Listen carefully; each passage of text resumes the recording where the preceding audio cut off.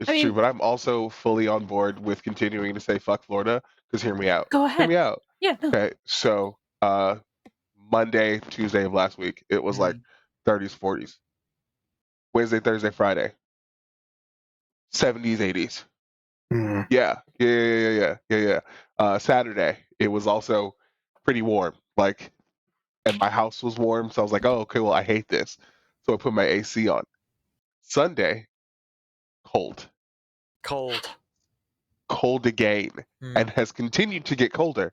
So I don't know if you can hear it. If you can, you don't. It's fine. I had this all this in here full, just to the brim, because Florida can't make up its goddamn mind. And I'm mad at it. I hate it. Fuck this, fuck this state so much. Relatable. Maryland did the same shit. It's just Not been okay. it's just Not been okay. foggy. Even Maine's been weird. We have snow, and then it all melts, and then we have snow. Listen, it's the ending times. We get it. It's just been so Yeah. foggy that it's been like legitimately just a little bit concerning to drive. It's just like this is just a little scary. Mhm. It's been pretty snowy over here in Calgary, but other than that, it's been kind of nice. A little bit of a break every now and then. It gets a little bit warmer. That sounds nice. I would like for it to be warm again. I would like a little bit of a break. I saw snow for the first time here in Calgary. It was really cool. Yeah. It was like 2 weeks ago or something. Mm. We were like, wow. But we live in like a lower elevation, so like nothing really stuck. And then we went to the movies, which was slightly higher elevation, and we came out and it was like all snow white. And we were like, oh my God. A quarter of an inch of snow. What? I had a very confusing experience when it snowed because I work for university and we had a 2-hour delay one time, like a week ago. And my boss was like, yes, don't come in, like, don't start working until like noon or whatever. But then the university shut down on a different day and I still had to work.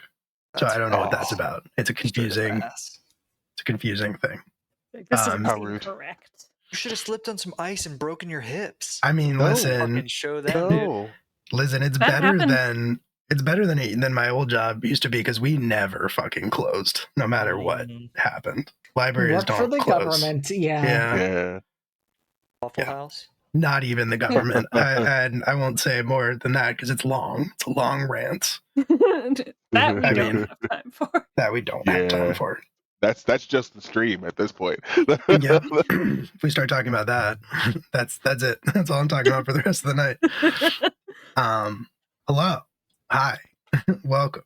We're live from the apocalypse. If you've never seen us before, we're not for profit TTRPG studio, I guess, that makes actual play content like podcasts and this stream, this here stream that you're about to watch to raise money for nonprofits and aid organizations, other worthy causes like that. And we are currently raising money for Doctors Without Borders. If you don't know Doctors Without Borders, where you been?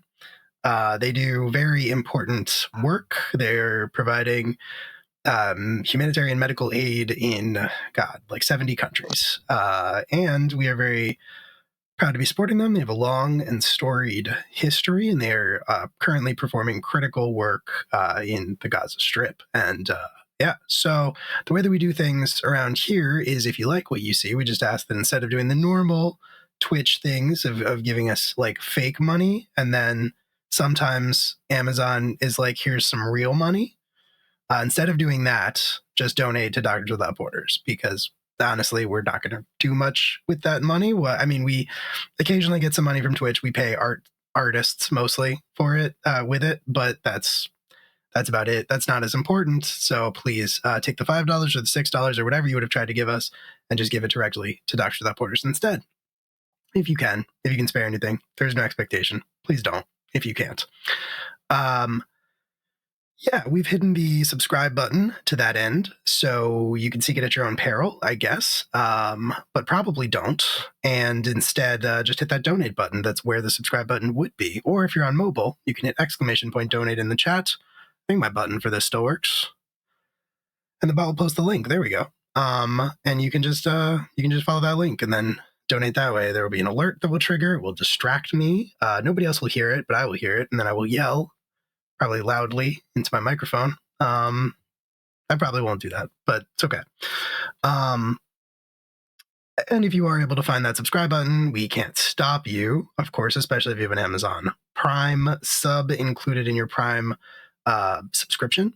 Then it doesn't cost you anything extra if you're already paying for Prime. And occasionally we get some of that kickback and it goes back into supporting the channel. But just be aware that for every month you're subscribed to this channel, beloved Dimension 20 Dungeon Master and recent father Brennan Lee Mulligan will kill a dog, and he's got more important things to worry about these days. He really, baby? yeah. Well, he's gonna. I think is how that. Baby. I'm not sure about the timeline, but I'm on TikTok, so Is it like a seahorse situation? No. you know. If there was I mean, he somebody would, who I'm would do sure. it, I was gonna say, if there's Mhm. anybody who could. Yeah, Yeah. absolutely. I'm not up on the details, but the point is that he needs to be off these streets, chasing down dogs. He needs to be at home with his family.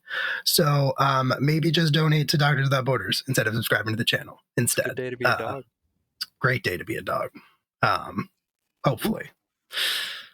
Roof indeed.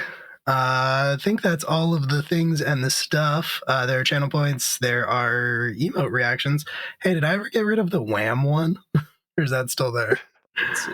Let's I find did out. get rid of it. I did get rid of it. Cool. But what did you James. replace it with? What? I didn't replace it with anything. I just deactivated it. We can reactivate it. Oh man, I missed it. Thank you for the Beverly Hills, Pukius, but I didn't have the monitor turned on for that source in this particular view. Fixed it. There we go. Cool. Yeah. You can spend channel points on things. It's fun, including bad stuff and good stuff. I don't know why you would want to What do does that. Oh, and mean? also, what's up? I have enough money to buy one of those. What does that mean? What happens if I buy it? My discretion. If you choose good stuff, some good stuff will happen, and if you choose bad stuff, some bad stuff will happen. Well, that's per usual. Uh-huh. Yeah, but now you get a say in it. Now we get to trigger it. Yeah. Now we get to vote. Mm-hmm. Mm-hmm. Go Another with your beach dogs. episode. That your could be a thing. That could be a thing. I love a beach episode. You know me. Mm. Mm. Gotta stop wasting my money. So yeah, you could spend stuff on that, and I think that's pretty much all of the things. I will say in this game specifically, if you donate, then we put an advantage in the pool. Doesn't matter how much you donate, just if that alert goes off, then they get an advantage that they can spend at any point during the game to re-roll if they don't like the results. So if you want to help them out, that's one way to do it. Currently have 3. We'll see if that is enough. With all that being said, I think we can go ahead and get into our introductions. You may have noticed that we are one person short tonight, and we will be one person short for a couple of months until I think April, late March, late March, early April. I think Raph will unfortunately not be with us. They are acclimating to their new time zone, and then they're going on their honeymoon. So yeah, a couple months off. Well deserved, and then they'll be back. But you might be able to see them a couple times this month, specifically on a couple Saturdays. Still working out the details, but Raph and one other special guest who's going to be helping me out might be taking a little bit of a journey into the psyche of Max Miller. You liar! You're lying. That's not true. Well. God, I wish I could say that. You freaking liar. I guess we'll find out. JD sees all the channels. JD knows that I am not lying. Guessed. Oh no. You no. I'm so excited. I guessed, yeah. Well, so here's the thing, right? I was thinking about it and I was like, well, Max is going to be like alone in his own mind for a while.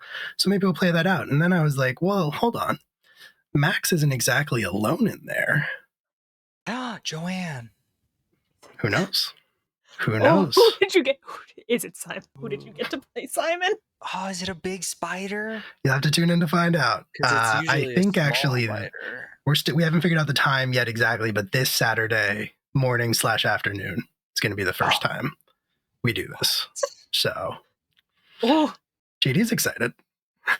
I'm excited. Thanks. I hate it. I was like, I don't think that's what that face says, but I could be wrong. I've been wrong before. I'm also realizing as I say this that it is on Saturday, so I probably should just announce that it is Kit. It is our friend Kit who is going to be. I'm who is gonna be delighted for joining. that. I'm delighted for them. I'm Incredible. delighted for Raph. Not delighted for Will. I'm gonna have more fun than anyone. I don't know why you're not delighted for me. he's Exactly. he's big mad at you. That's why. Well, here's the thing, right? Here's my thought process. I was like, who would be really good at playing someone's toxic ex-boyfriend? And my mind instantly was like, Kit. Well, there you go. It could nail that. So I hope you said that to them. I hope that's how you pitched it to them. did. I literally did. I said, so I immediately thought of you, and I hope you take that for the compliment it is. And they said, oh, I absolutely do. I love that for them. Listen, Legit. they understand the vibe. They get the vibe. It's it's the essence. They understand. It's fun. That's the thing, right? So fucking excited. It's going to be good. It's going to be really good. So Saturday, you can tune in for that. Normally we do plugs at the end, but I'll shout that out up top. But with that being said, let's get into the rest of our introductions, starting with JD. Hi, I'm JD. In this game, I play Hunter. They are our Agender Ranger, and they are doing just fine. Glad to hear it, honestly. And then skipping Raph, who's not here right now, Julia.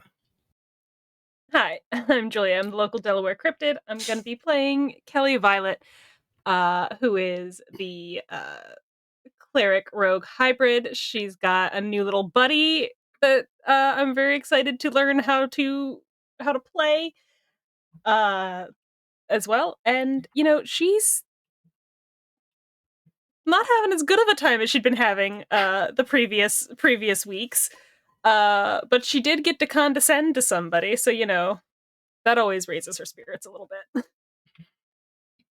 So she's got that going for her. Sure does. And Corey. What? It's already me? Already you. How did that happen? Hey, hi, how are you now? I'm Pukius. I'm playing Wayne Hovicek. I'm 1 inch taller than Wayne Gretzky. I have 2 cats in the room here. Both of them have turned off my laptop within the past 10 minutes. They both did it once. So let's see who's going to get it around the second time. Let's go. Woo! Ray. Wayne Gretzky's 6 feet tall exactly. So Yeah, Wayne Hovicek 6'1". Wow. Wayne facts. Yep. Hello. Hi, my name is Will. I run this game. I do a bunch of other stuff here live from the apocalypse, but tonight I'm just going to be playing everyone else, and we'll see how that works out. But we do have a special guest still with us, and so I will turn it over to Q. Hello. Hi, I'm Q. I'm going to be playing Kira, who is a astral self monk.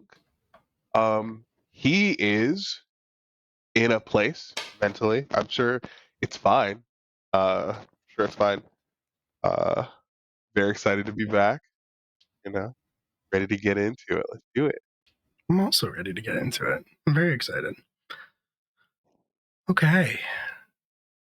So yeah, those are our introductions. I mean, you raise a good point. Technically, we did have a conversation at the after last session where Q was like, "Well, how long do you want me here?" And I was like, "I don't know. How long do you want to be here?" So Yeah. we'll see. We'll see what happens. We'll see how it shakes out.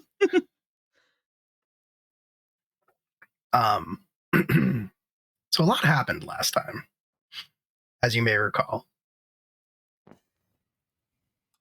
Specifically,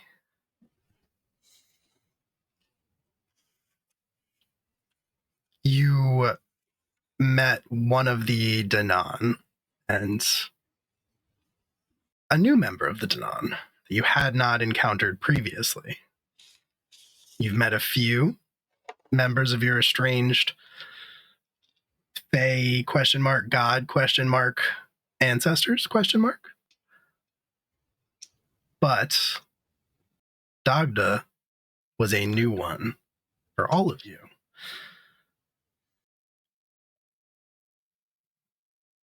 Deep within the Heartwood the gathering of standing stones known as Haven, which is a sacred place for the Orn, the peaceful, tree-dwelling people who inhabit the Heartwood and the free lands of Ornoch that extend beyond it, who have a sacred and intrinsic connection to the spirit of the planet itself.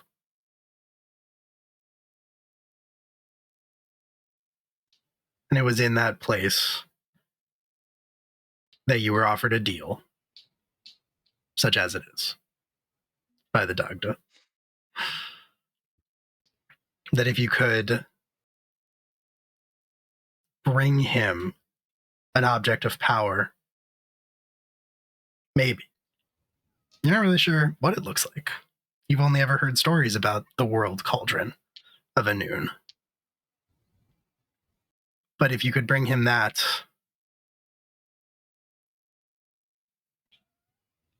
well, he didn't exactly offer you anything in return. But he did keep one member of your group behind as collateral. You haven't seen or heard from Max Miller since he was swallowed up by the very ground that he stood upon, right before your very eyes. And it was shortly after that that you left Haven, started heading north through the Heartwood to reach Anyarain, the highest peak of the mountain range in the north, known as the Fangs, where the world cauldron sits. And I think that is where we're going to pick up tonight. I think you've been traveling. You are not yet out of the Heartwood entirely, but your journey through has been peaceful.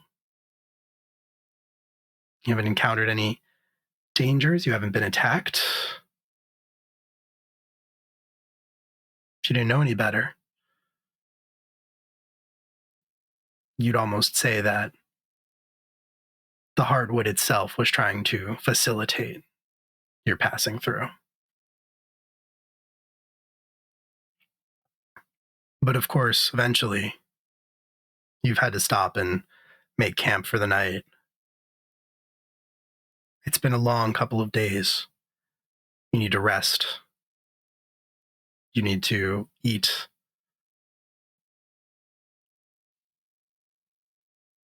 And unfortunately, that time, that stretch of quiet, makes it all too easy for you to get lost in your own thoughts and memories and feelings. So, how is everyone doing?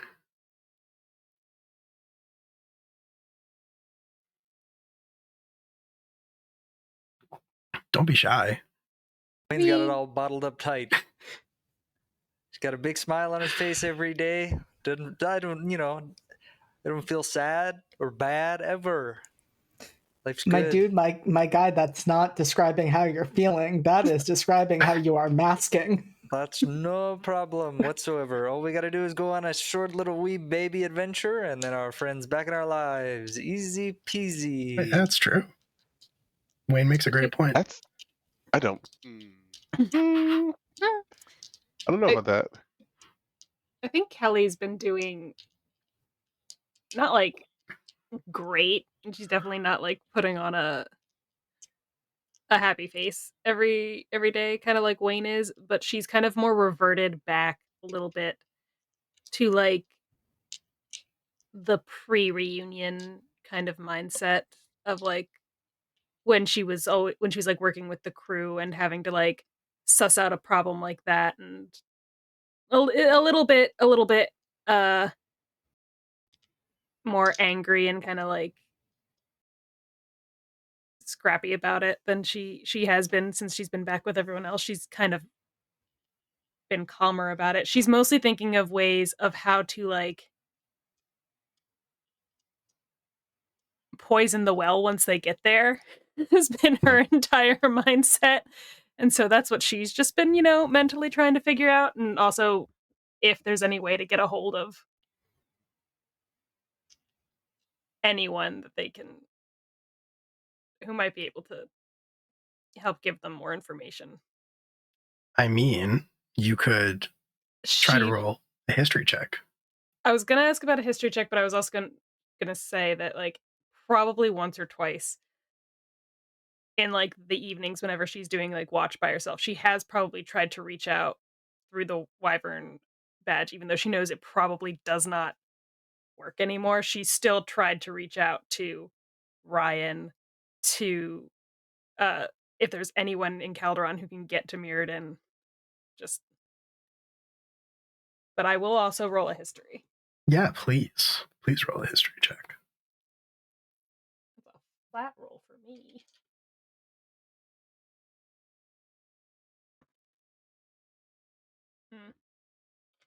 It's a flat 11. Okay. This is a major part of Anun's history, so you know, of course, that Kelly knows, of course, that the event Mirrodin's War, as it is called, was the battle that acted as cover, essentially, which allowed Mirrodin to connect to the World Cauldron and essentially steal the bulk of the Danan's power from them. And he used that power to trap them in your world. That's knowledge that you have that the general populace does not really in the story. He just told them that there was another world that he would send them to, and then he would be the only thing standing between them coming back to Anun, and then they would basically play a game of chess against each other for 1,000 years or however long it took. You know, of course, because of where you came from, that world was the world that you came from, Earth. And yeah, so you know the only living person who has ever seen the World Cauldron or like taken its power. Yeah. That's what you know. I can't really reach him right now. That is a thing. Kind of difficult, yeah, at the moment. I want to know. Because like I said, I want to know how we can, like, if we have to bring it back to him, I want to poison the gift, but also I want to know how connected to it is Mirrodin still. Okay. So those are probably things. I don't think there's anything in Ryan's journals that will help me, but she'll still peruse them. Probably not immediately, not with an 11, I will say. Okay. For now. For now.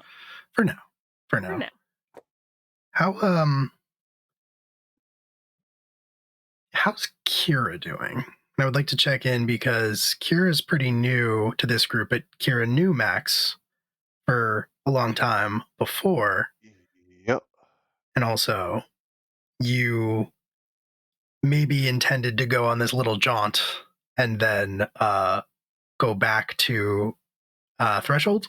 And right. That doesn't appear to be the way the rest of the group is heading. So that's something to contend with. Also, you died. A little. Yeah, that part. That part is also important. It's a factor. So he's sort of a couple of minds about this. There was that thrill, that rush, like he said to the Dagda, of experiencing death and then coming back. However, I would be lying if I said that there wasn't a part of him that afterwards is feeling a bit guilty because they had to wait him, and in the waiting is when Max was taken. And so while this does seem like a lot, you also can't leave these people alone now, especially because one of their group was taken. And I was going to threaten Max to keep an eye on Wayne, but now I can't do that, so I guess I'm going to have to look after him myself. There is that. For the time being, perhaps. Right. For the time being. And I feel like that's everyone who's had a strong reaction to the events of the last I think 24 you're hours. correct. Yes, So- absolutely. Interesting. Interesting take. Interesting take. It's a hot. We'll say it's a hot take for sure. For sure. How is Hunter? I mean, I told you, Hunter is fine. They are doing so very great. They are certainly not acutely aware of Max's absence because they still move like he's there near them. They reach for his hand. They even sometimes go to like lean against him when they're settling down to take watch. But he's not there. And they're handling that so well. No tears. When you say it like that, it makes me question if it's true. The scary part is there are no tears. Yeah. That's when you know. If that is Something- accurate, yes. No I tears think it left is to accurate. cry. You have Okay. not seen them cry. Okay. Like when They Dad looked stops angry. yelling Yeah. and just starts talking. Yeah. That's interesting. That's very interesting. Okay. Well, it has been a long day of travel, and you have settled down for the night. And of course, things being as they are, you are going to have to eat something. Unless you don't. But in the meantime, I think we should go ahead and get those supplies rolls out of the way. If everybody remembers what you're at. I remember Fortunately. it wasn't good. No, yours was No. not great. Yours was not great. I think you failed twice. Yes, yeah. Which makes So me very nervous. that means that you need to roll under a 25. JD. So if you hadn't failed yet, it was only 75, right? Right, you had to roll under 75, yeah. Got 74. Hell yeah. 74. You're It's doing so good. D100. D100. 82. Let's go. Is that good? Ooh, no, it's not That's an good. 80. That's an 88. Yeah, Jesus it's bad.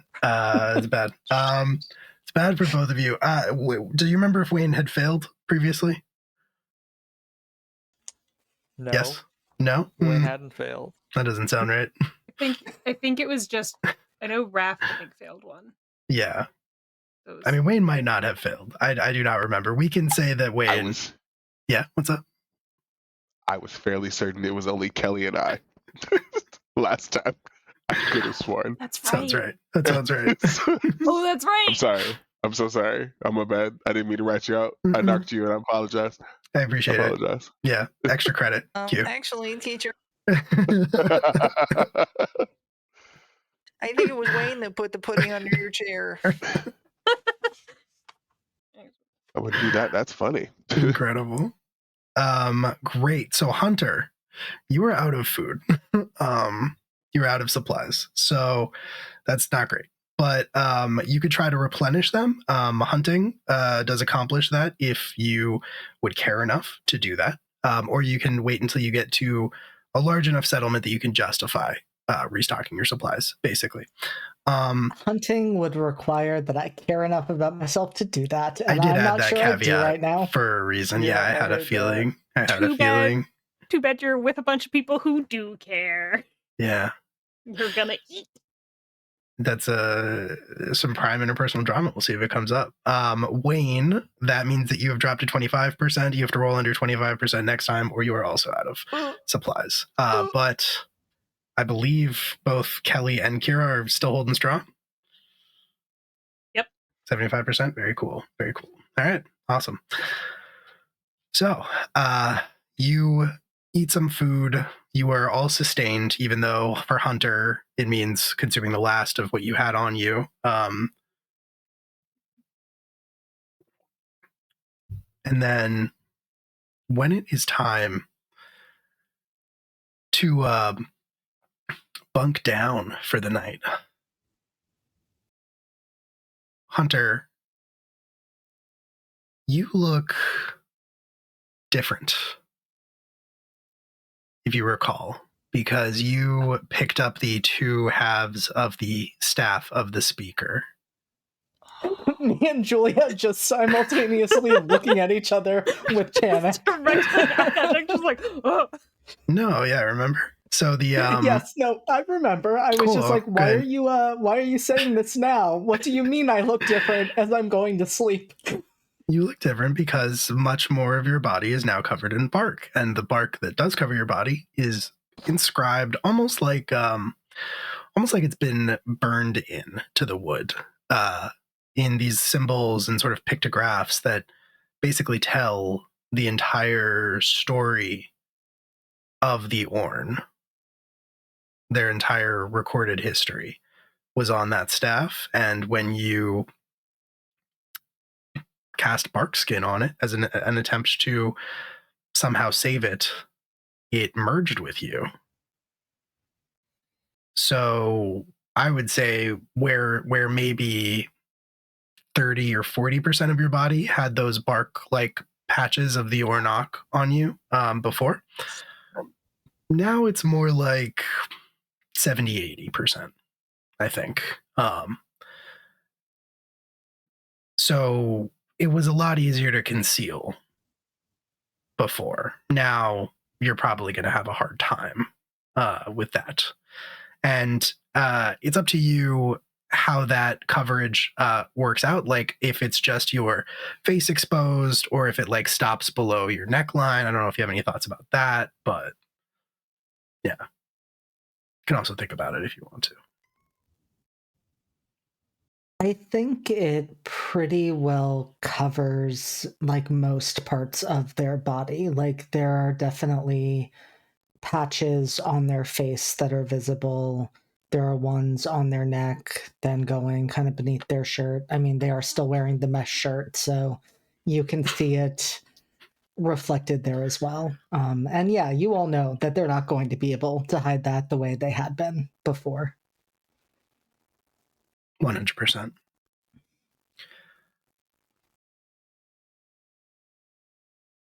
You and Max tended to watch together, tended to pick the same watch. And so this is the first time in quite a while that you've been awake by yourself.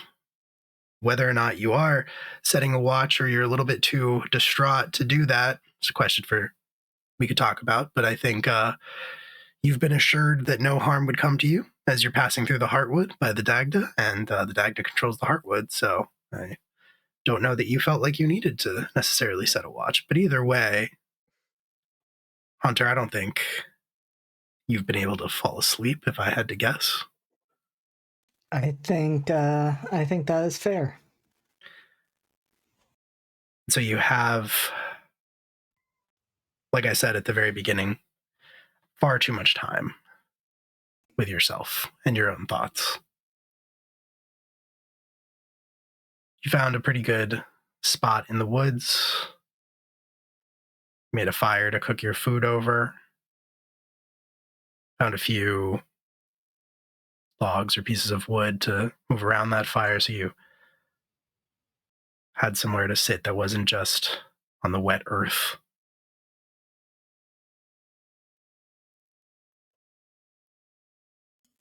and you stare into that fire.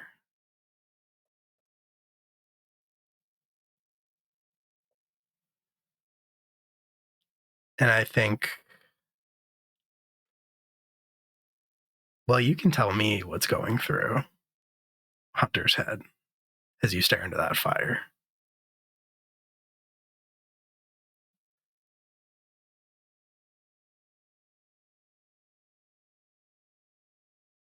A number of thoughts are going through their head.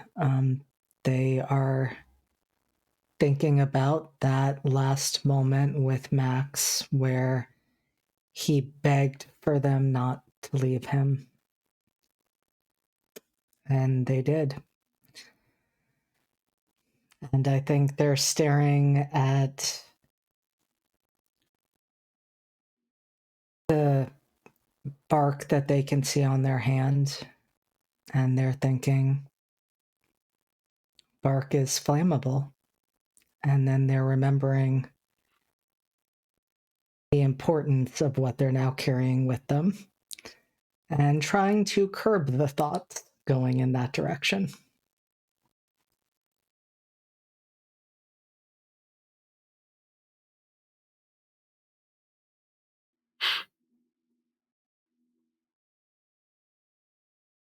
And I think as you are lost in that thought, it doesn't take long before you hear a voice seated across from you with a fire that says, "This is the thing about flame and nature. It burns and it consumes. And when it is done, new life may grow in its place."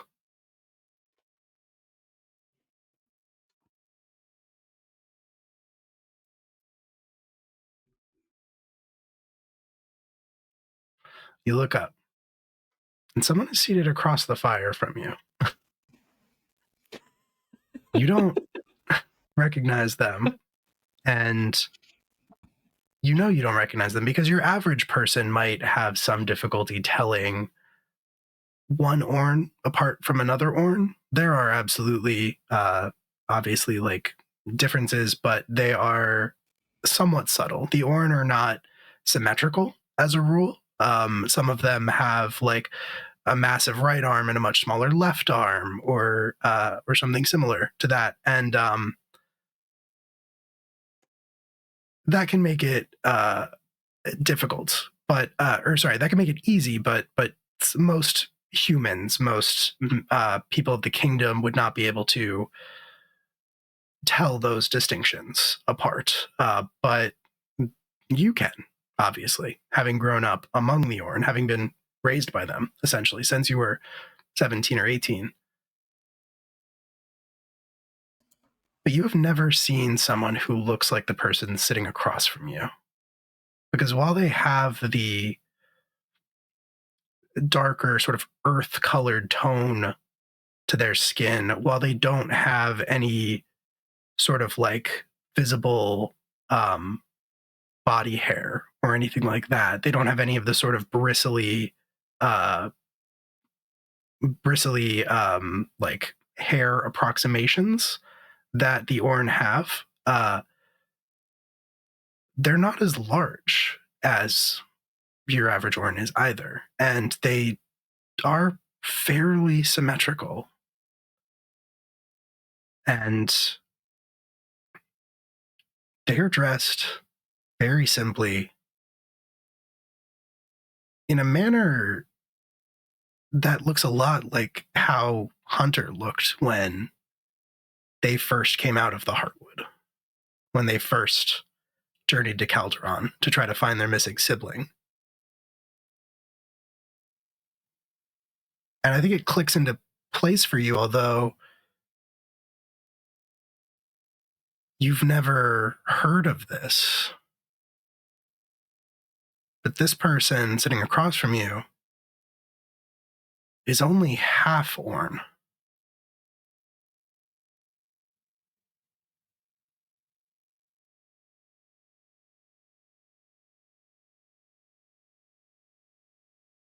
Hunter studies them for a long moment and then asks, "Are you suggesting that I throw myself in the fire?"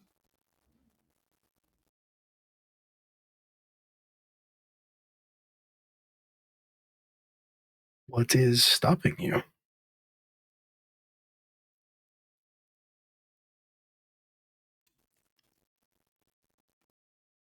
Some remaining level of self-preservation.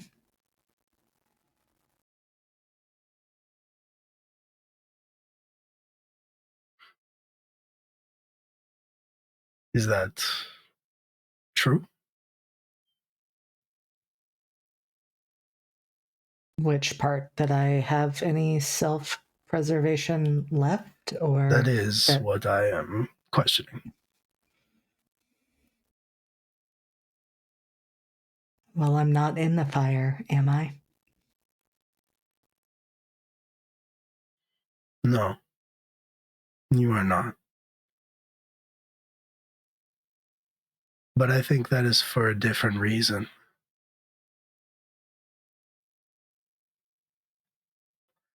It's heavy, isn't it?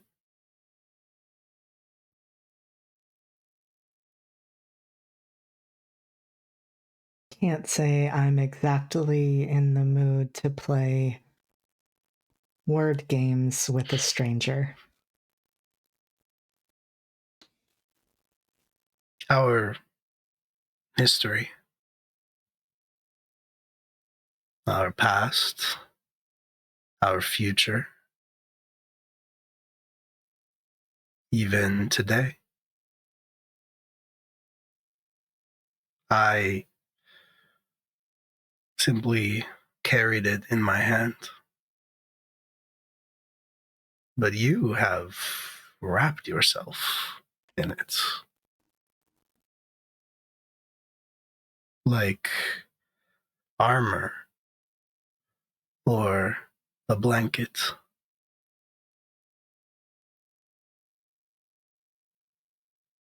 But be careful you don't let it smother you.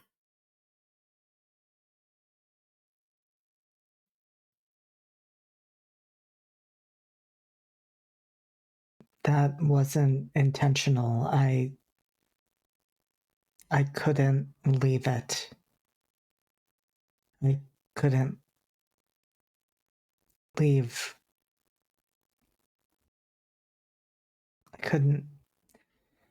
I wasn't going to abandon that.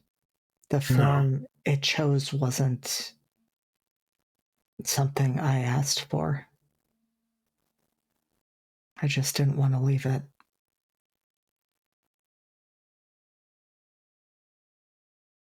I couldn't leave it behind either.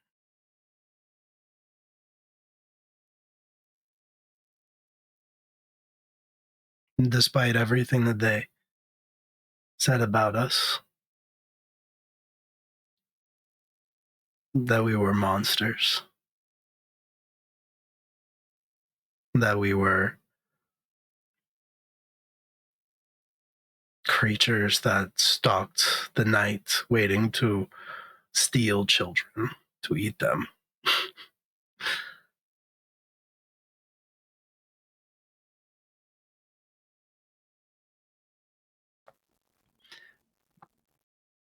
You didn't just choose not to leave it behind. It was broken. It was broken beyond repair.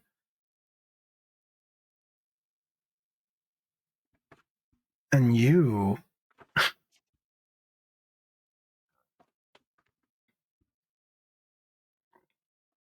You saw that something was missing,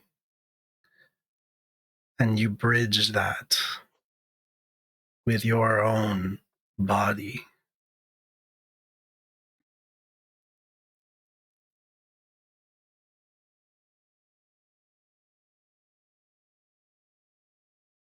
Well, my body is all I have. No, Hunter. Not any longer. You have us. And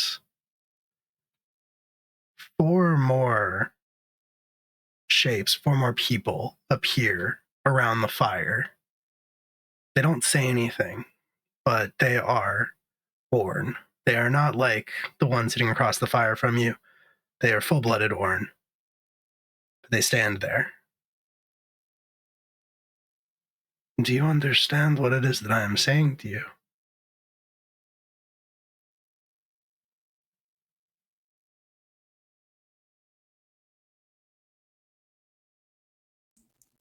I think so, and so I have to ask,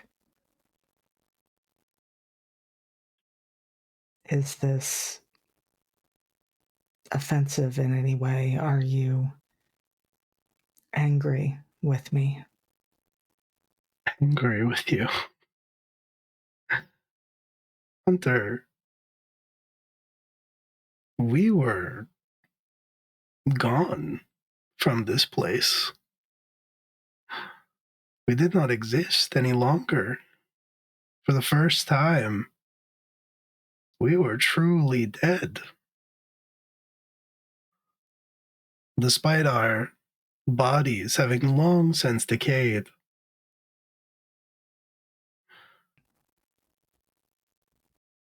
you brought us back.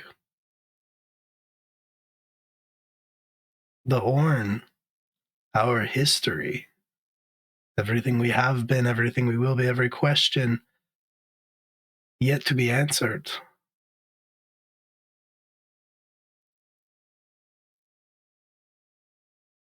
Lies with the speaker.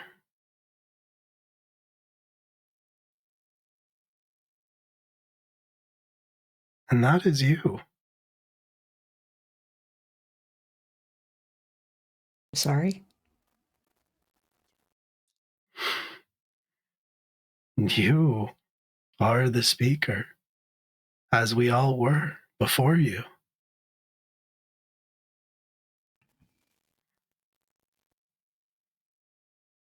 I'm not good at speaking. Well, we are a plain-spoken people. That is what we are here for. You can hear us. You can speak for us. And you can speak for all of the Orn. All of our people. When they cannot.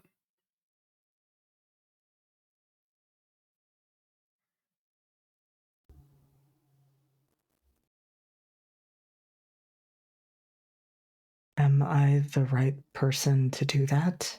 There's no such thing as a right person or a wrong person. There's only the person. And that is you. Not a question of destiny.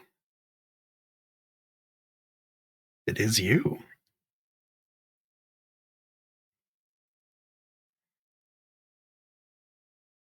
You say it's not a question of destiny, but the staff held everything, past, present, and future. And I was told that I was on it. So, is that not destiny? No. Destiny implies that you were always meant for this. that you never had any free will or choice, an opportunity to deviate from this path. But you could have. So many times. That staff lay there broken. You picked it up. You could not let it lie there.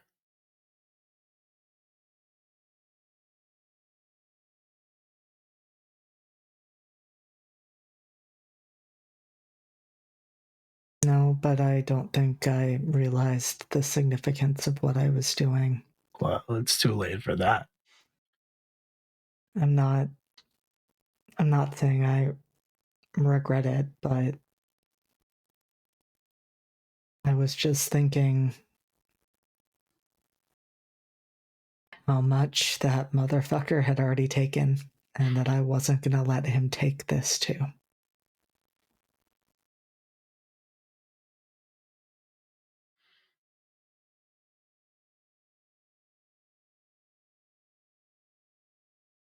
I have felt that way. When I lived, we were scattered, living in pockets in the woods, enslaved or hunted.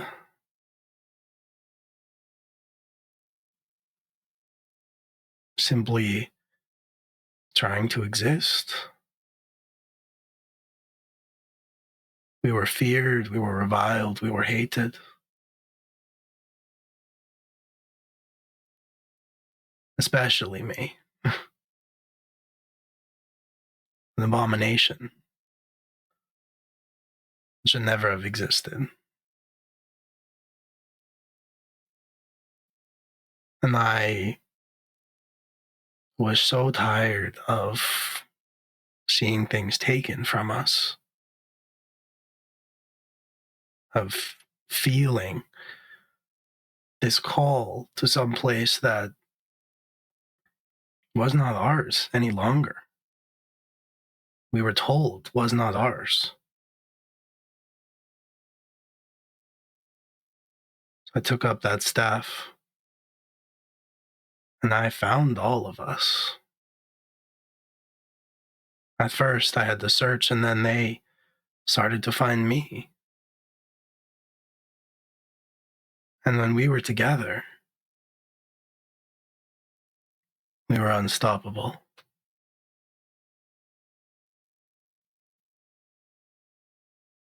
We took this place, the Heartwood, back, not by violence, but because it was ours. Because it was us.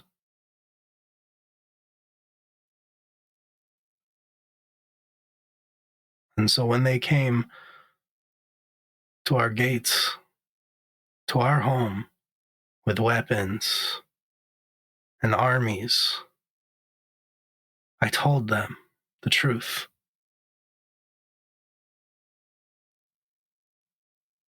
That they had forged a connection with the hills and the north, the mountains, the coast. But this place and everything beyond it belonged only to Ak. That these were free lands. And if they wanted them, well, they could try.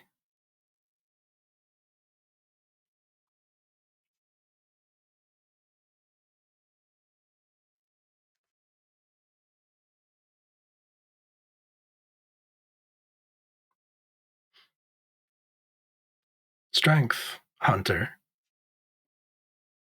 is not what you do when an opponent stands before you.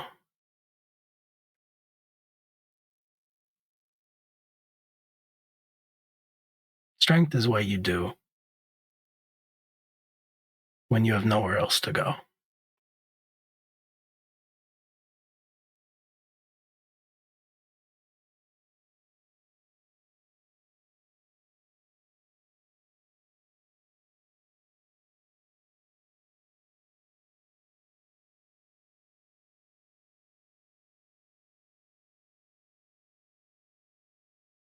I feel like there's meant to be a life lesson and message in there, and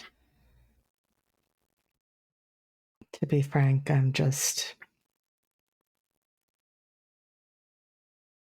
thinking about all of that suffering. How much the Orn have been through.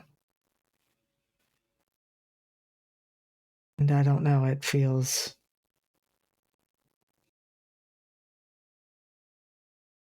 strange to be the one carrying this when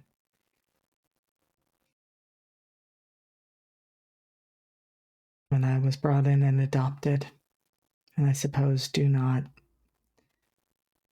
feel worthy of this.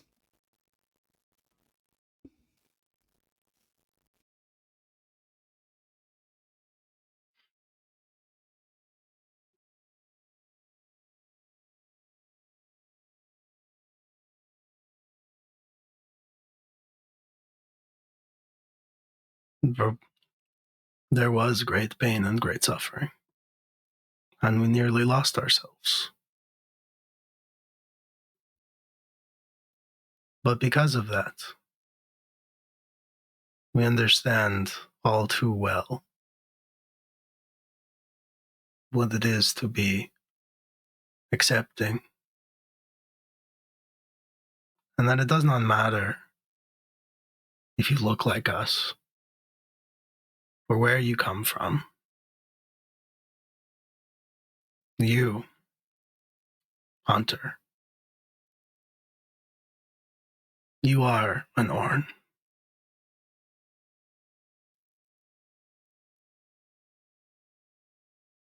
We are not a race.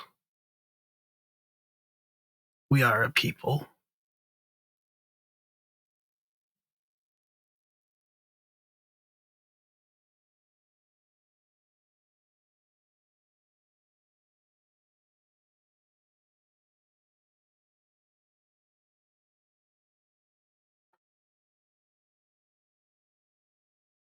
Finding myself in the Heartwood was the first time I ever felt like I belonged anywhere. It made sense to me in a way the world never had before. I mean, it was terrifying at first because I had no idea where I was or what was happening.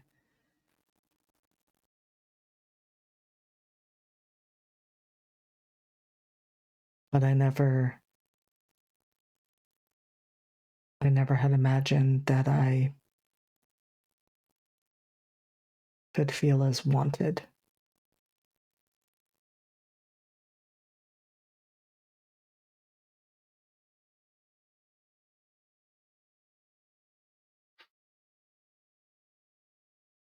I would think that you, of all people, would understand this better than anyone else. Hunter, home is not the place you stay forever. Home is the place you always come back to.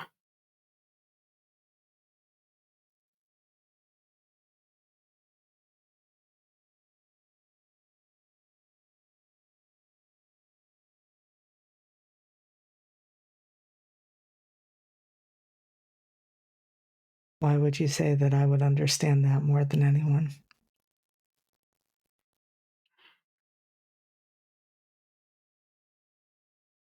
You will see.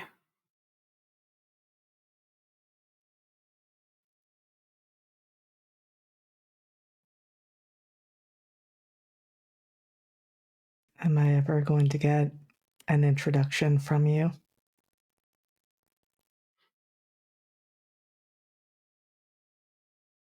My name is Keth.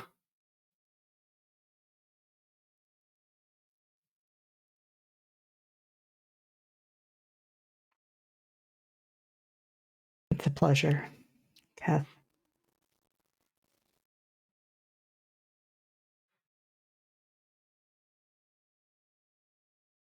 I'm not going to throw myself in the fire tonight. I know.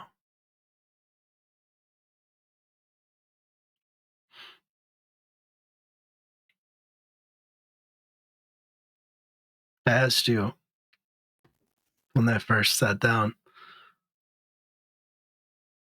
It is heavy, isn't it?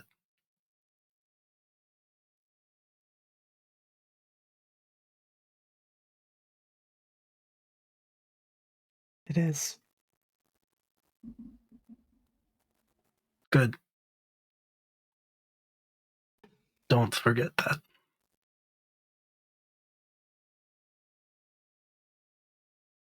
I won't.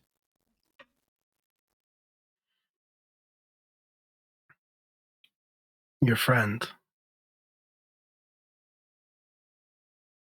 this storm-touched one.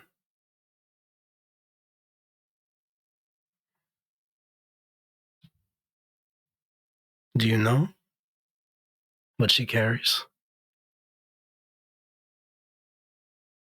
No.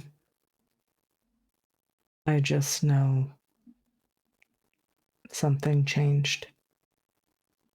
And I thought I knew what that meant, but it seems I was wrong.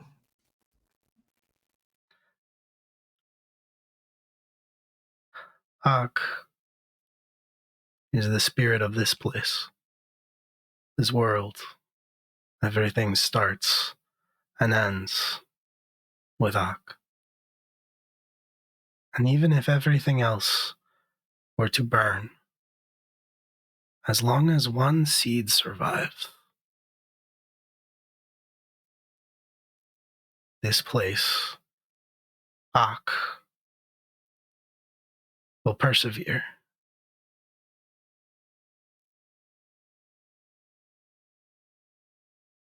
That is what she carries. A seed. So that the Dagda may take everything else. But as long as what she carries is safe, you will never have all of it.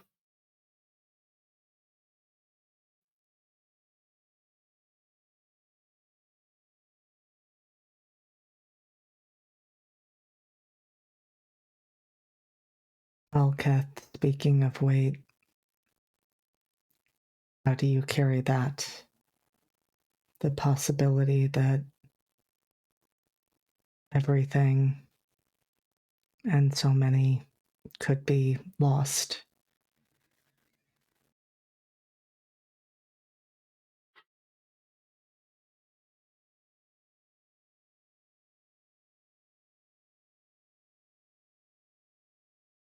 Because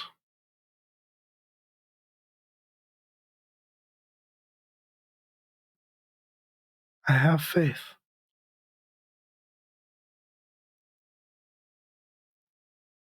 I trust in us, our people. I trust in you.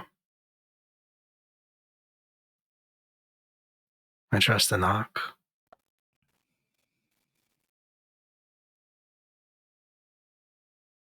And one day, this world will cease to be. But I do not think that day is today. Or tomorrow.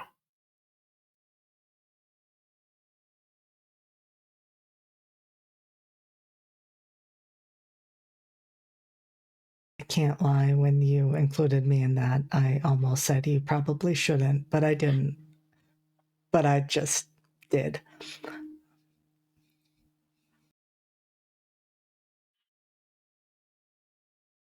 It is the start of your journey, not the end.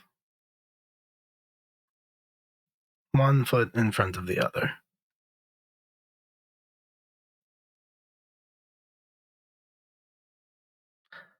You took it personally.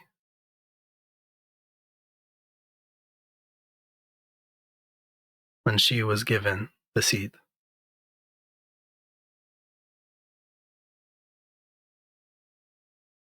I did.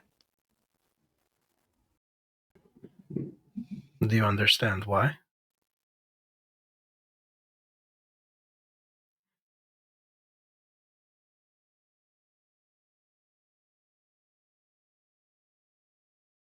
I think so. I think it has something to do with the fact that she is missing so much of what made her what she was. That it allowed for the space for that.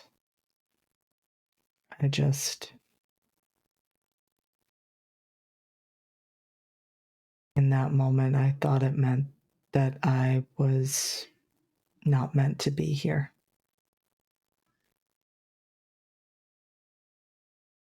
Where the trees grow too tightly, there is no room for new life.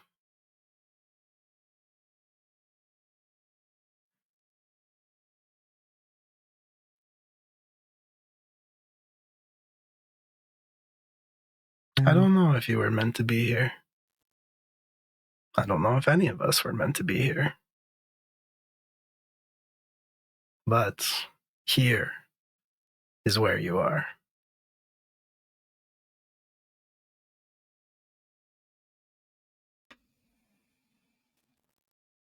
Right, that whole thing about destiny and free will and choice and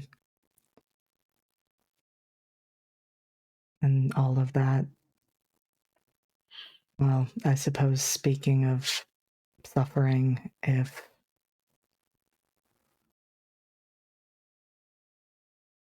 Kelly is willing to do that, to carry that seed with her, then I hope that makes even a fraction of the suffering she experienced worth it.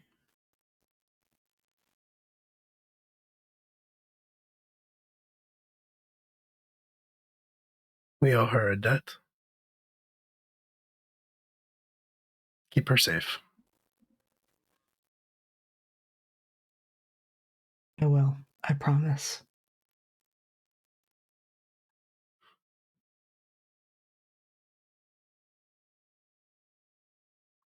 You question your worthiness. I understand this about you. I did the same for a very long time. You did. I am not of one world or another. I walk a line in between.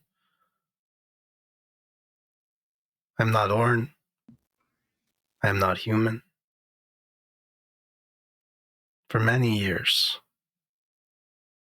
I think to myself, how could I do this? How could I be what all of our people gather to?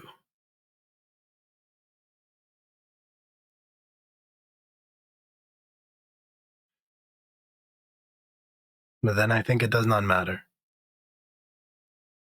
Because they are.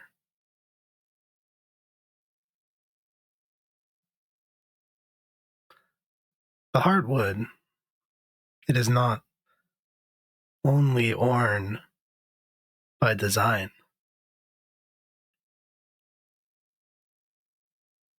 It makes its own distinctions of who to let in, who to keep out.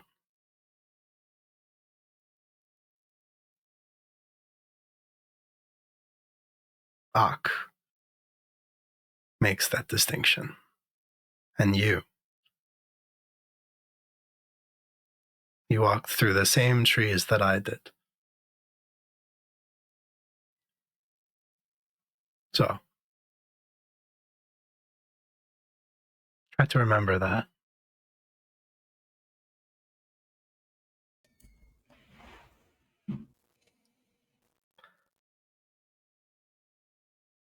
I will do what I can to hold on to that.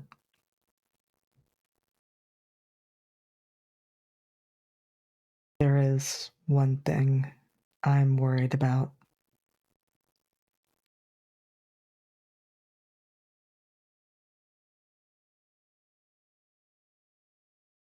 Because of the doctor. My control over myself has at times been very limited. And to maintain it, I've had to give away bits and pieces. And I suppose what I am afraid of is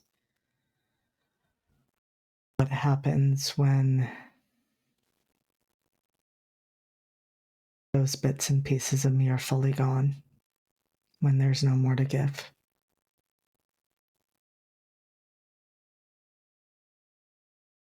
I don't want to lose myself and forget this conversation and forget what I am here to do. As much as I'm here to do anything.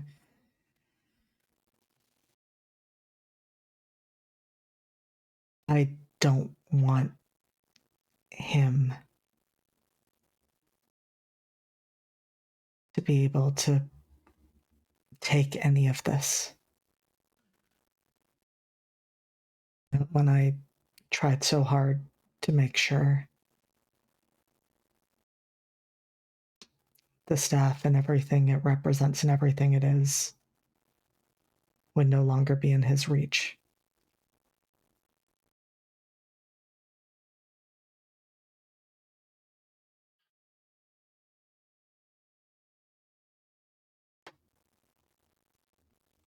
You are the speaker, Hunter. And not even the doctor can take that away from you. He can take your life, but he cannot change that.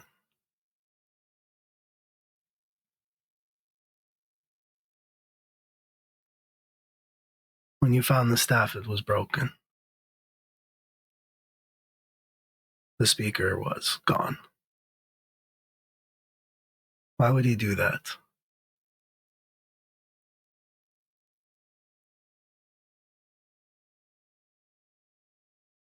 I mean, in the moment, I thought it was him being petty and malicious, but I suppose when you put it that way, it was a way of taking more and more control. Because, Hunter, what he can't control, he destroys.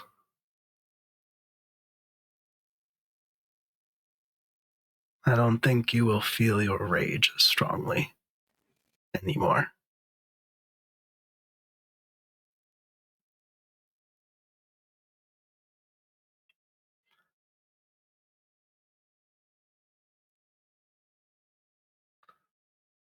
Kath? I know you. Sorry, you go ahead. I know you said I wouldn't feel the rages, the ones that he stokes the fire of, but I am angry.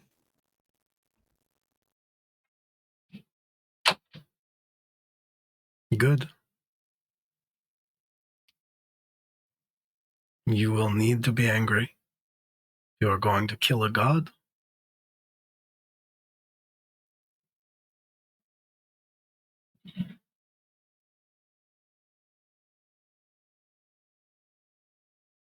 Is that possible?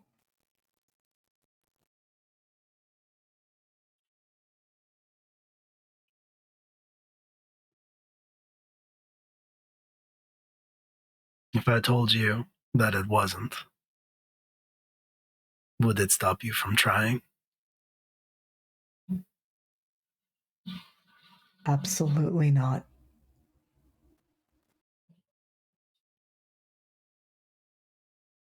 then maybe worry a little bit less about what is or isn't possible, and a little bit more about what you want.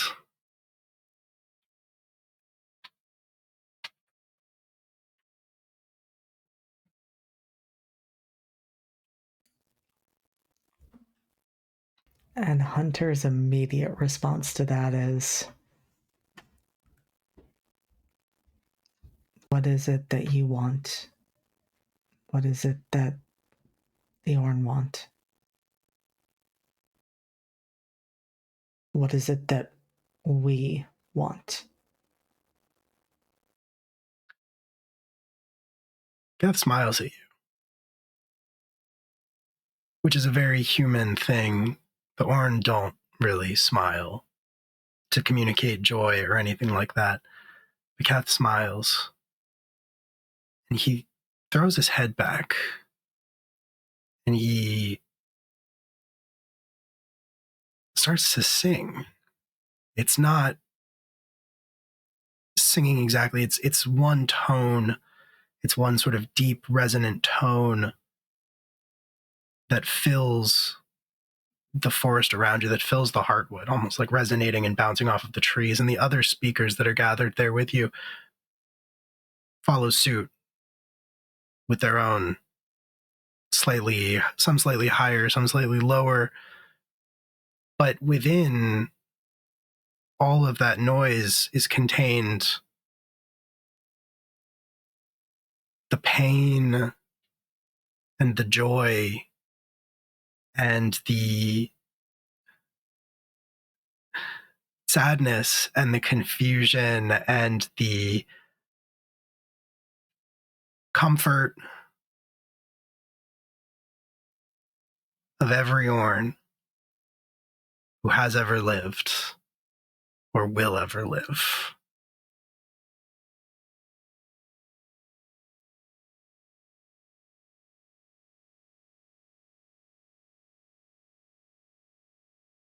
It's sheer existence. Everything that it means to be alive.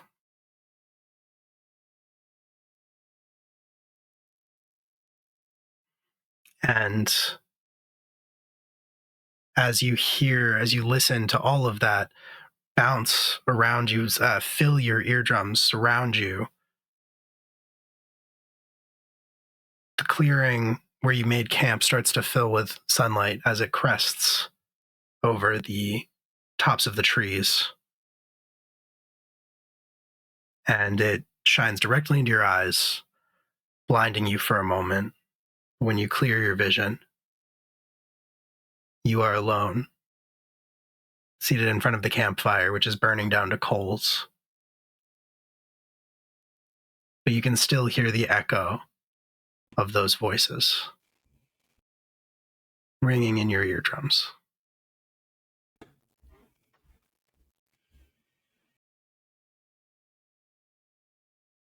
And I think Hunter just presses a hand to their chest and closes their eyes and takes in a deep breath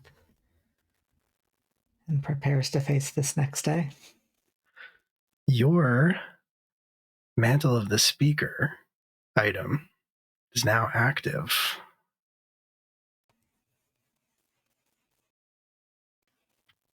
So, I think we should start off. You can roll 3d6 and record the numbers rolled individually.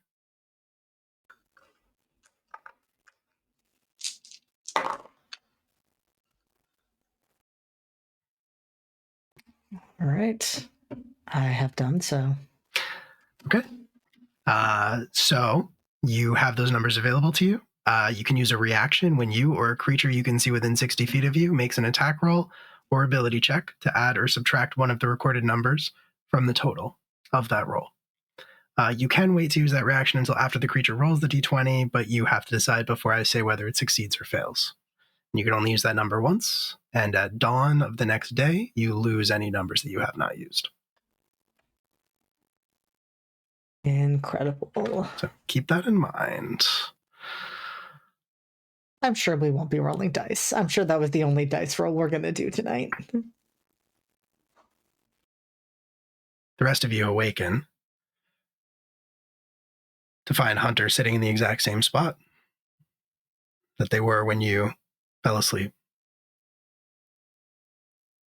But I think it's fair to say that there's maybe something different about them.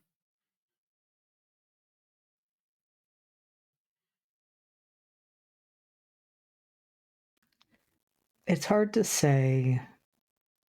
It's hard to describe because there's a part of me that wants to describe it as they look calmer, but that's not it. You can still see how angry they are, but it isn't that defeated, broken anger that it was the day before. It is an anger that holds purpose and readiness and willingness to act.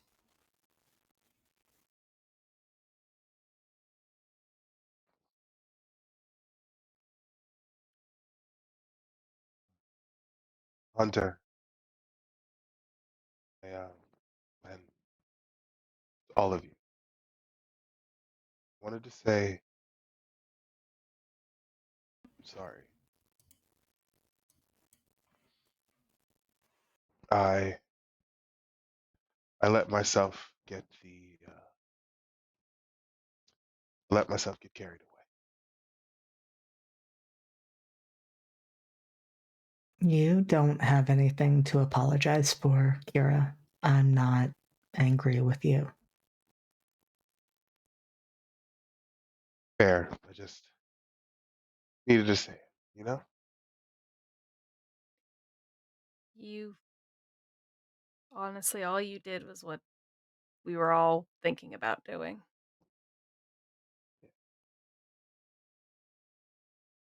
Yeah. Well, generally I tend to keep that on the outside and the mask comes down for a second.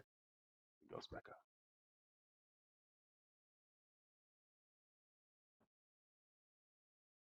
I'm gonna help you get him back if you'll have me. But we're going to get him back. There's no other option. And we will happily take your company for as long as you are willing to put up with all of our neuroses. I'm too neuroses is sort of, the name of the game.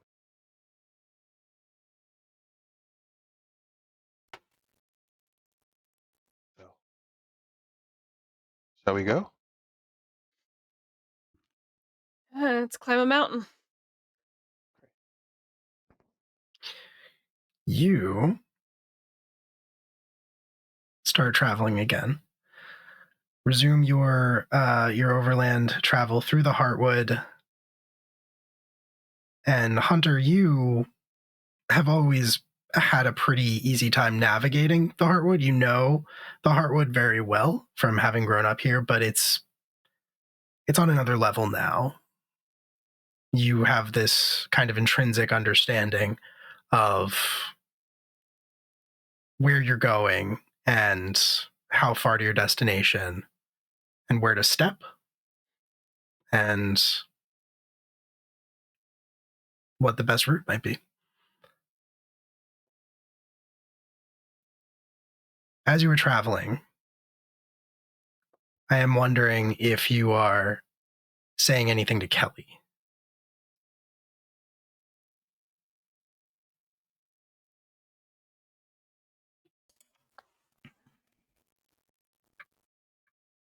Or anyone else for that matter, but specifically about what you heard.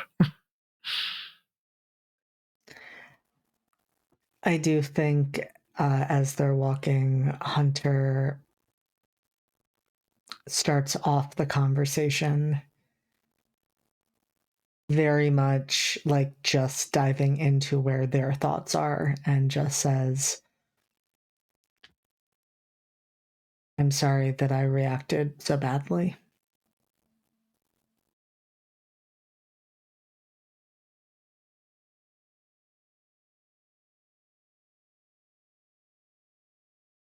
It has been... It's been a lot since we found each other again. Even when we've had those quiet moments and those breaks, it's been a lot. And you had no warning, no idea what to expect.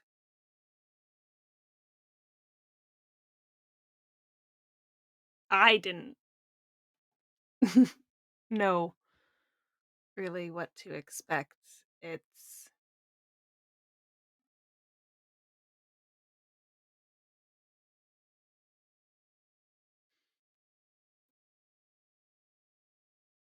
I don't blame you. I'm not hurt.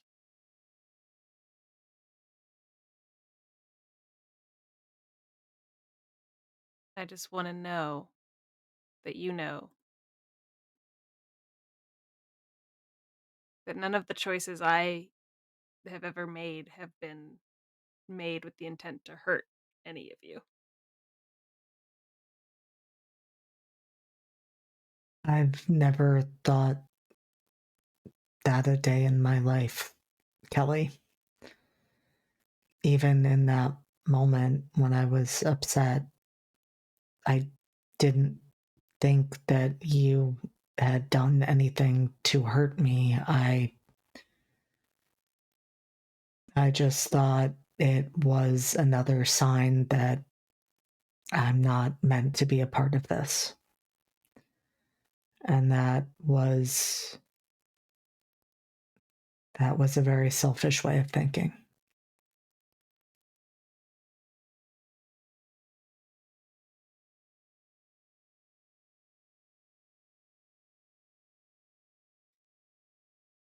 Kelly's just gonna reach out and wrap her arm around a Hunter and just kind of like do one of those like walking squeeze and shake type movements.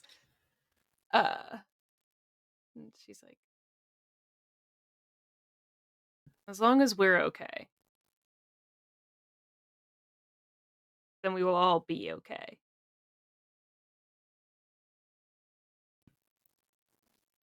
Kelly, do you know what you agreed to?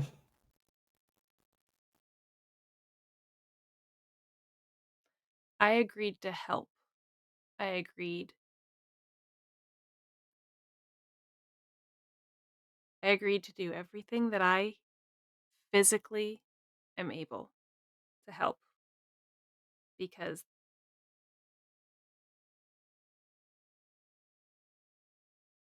Hunter, I've given up on Ohio a long time ago.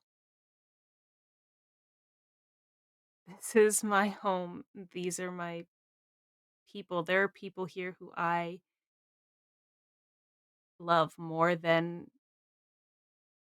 my sense of self-preservation.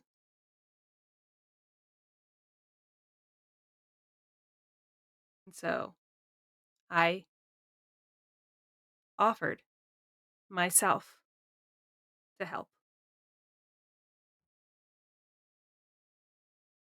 Well, then I hope that self-preservation is kicking in, because we need to make sure that you stay safe if you want this world to stay safe.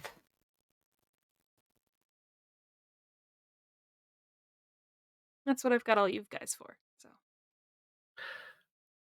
Kira, as you have maybe half been listening to this conversation, maybe not, you've been traveling through, and directly ahead of you in the path that you are walking on, that Hunter has been leading you on, you see something rising up. It's covered in vines, it's covered in overgrowth, but you recognize the stone archway of a henge. One of the means of transportation across the kingdom of Aloran. The henge gates all connect to a specific destination. This one looks ancient, mostly overgrown. They also all have some type of indicator, usually just inscribed on them, that informs the user where it will deposit them, what it connects to.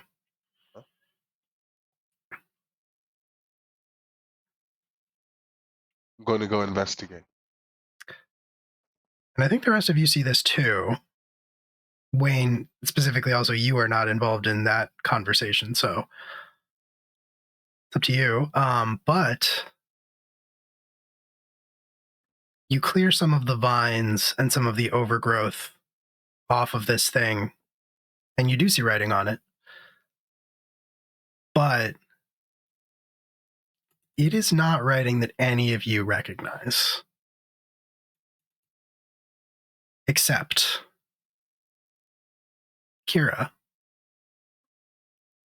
You can read it. Oh no. And you know that inscribed on this henge gate, it's one word. Ilsis.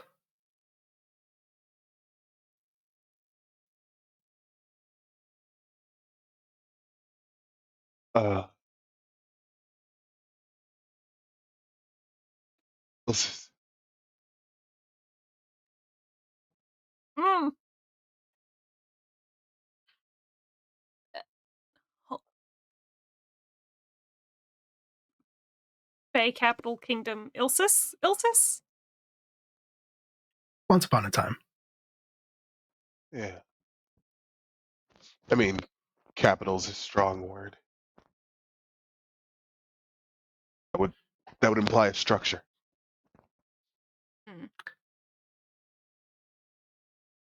Now, what I will say here, you are almost as south as you can get. You have a long journey ahead of you if you go on foot. Ilsis. It's a lot closer to the north.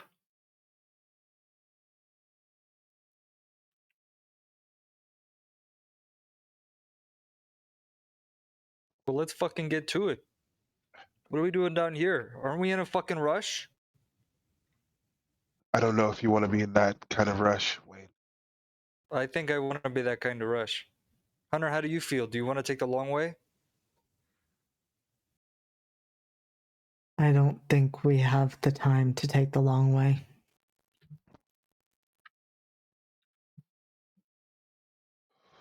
But are you willing to do this, Kira? Yes.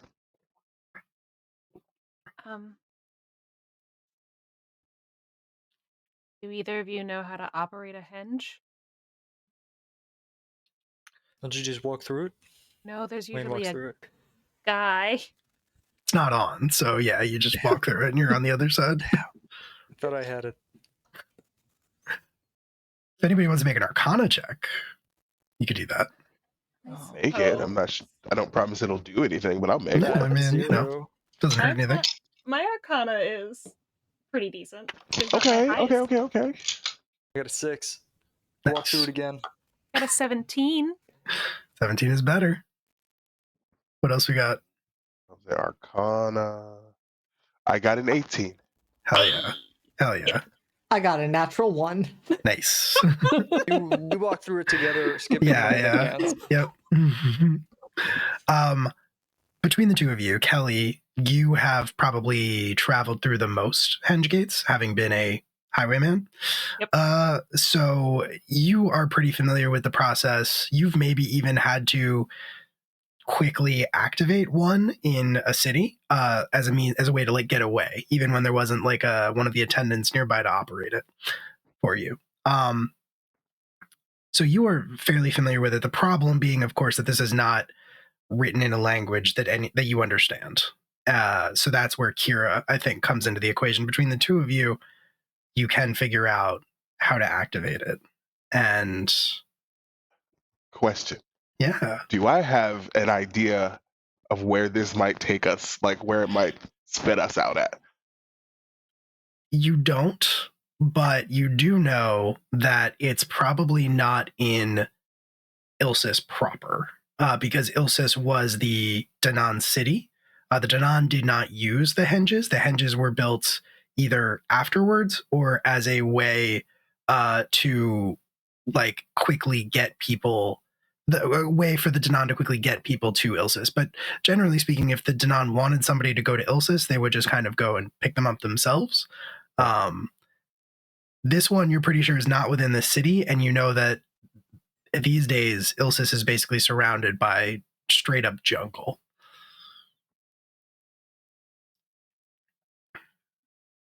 It's going to be hot. And worse than that, it's going to be sticky. Oh, it's gonna be humid. Jungle. Oh. I'm so excited to get back to the cold. When this is all over, we will take a trip to see your family. And a nice icy vacation. We can ski. Wayne, did you reinvent skiing? Or just You mean skating? Gretzing? Stop. Did you have to? Are you fucking with me? Are you fucking with me right now? I was 17. Well, you made a lot of good fucking decisions back then. No. Yeah, that's fair. That's fair. Okay. So the henge gate sparks to life. This sort of sheet of glowing light appearing in the middle of it. It flickers a couple times, but then it seems to hold steady. We walking through? Gonna scoop up Avalon. He's medium sized. I keep I was telling gonna you, he's say- medium sized. Has Avalon stopped me from doing it? No, he's just kind of like Big windsocking, but like,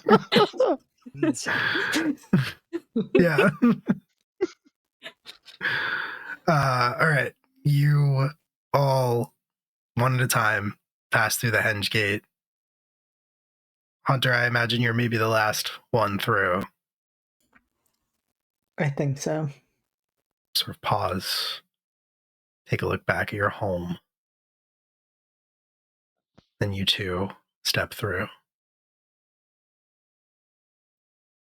And I think that is where we're going to take a break. Oh, yeah. We'll be back in 10 minutes. Don't go away. You're going to want to stick around for the second half if you like battle maps. So Let's go ahead and Don't go open up anywhere. All Day Radio. Yeah. dear. See you real soon. What a... Get it? I mean, you can't make them Bullshit. too powerful. You know what I Right. mean? Yeah. Listen. No, Let don't get me- me wrong. I agree with you. But like, I should be able to electrocute all of my enemies at once. Chain lightning It is only seems fair. that's a druid spell?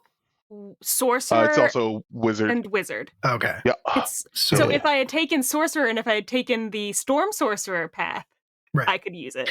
what's the spell that I'm thinking of where you can just like call down one lightning bolt every That's round? call lightning. That's It's just literally how call lightning. Call lightning. Okay, Yeah. cool. Yeah, There you yeah, go. I can do that. That's what Kelly did. That's what Kelly did to the worm lady. I was mixing those up. Yeah, chain lightning is a bonkers spell. Correct. Yeah. Correct. Honestly, as a player, I want it. I do You get- acknowledge that Kelly would be too much of a menace if Kelly possessed chain lightning. You're also I mean, I think multi-class, that and I would feel just be like incredible. yeah, you're multi-class, and I feel like that's like a Control 6th or 7th water, level spell but or you don't get something. chain lightning.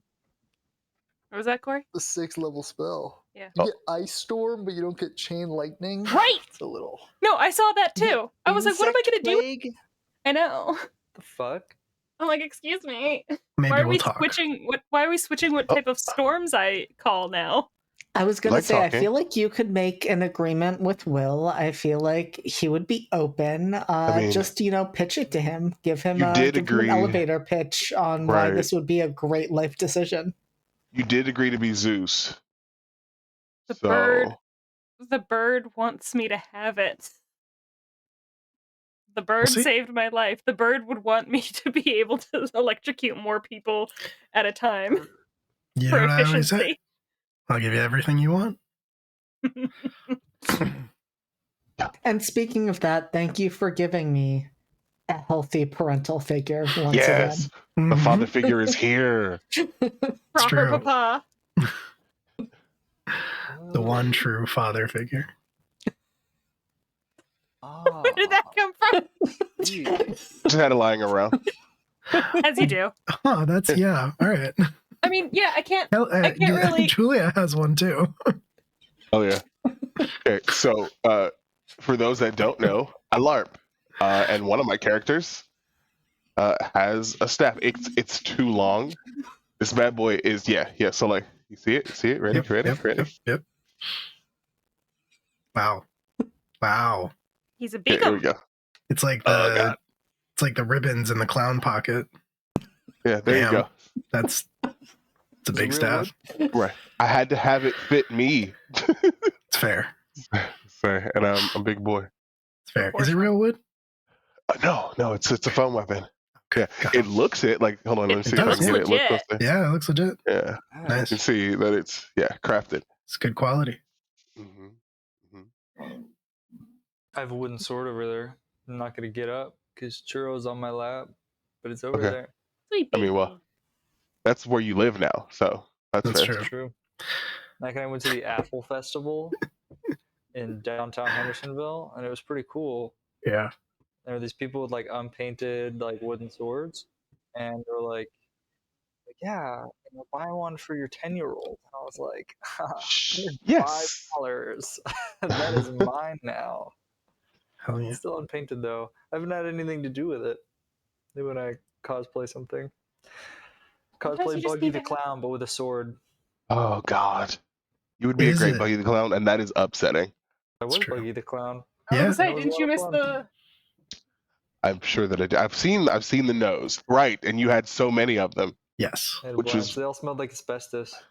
But then I made him smell like something else, even though I was still breathing in asbestos, it smelled good.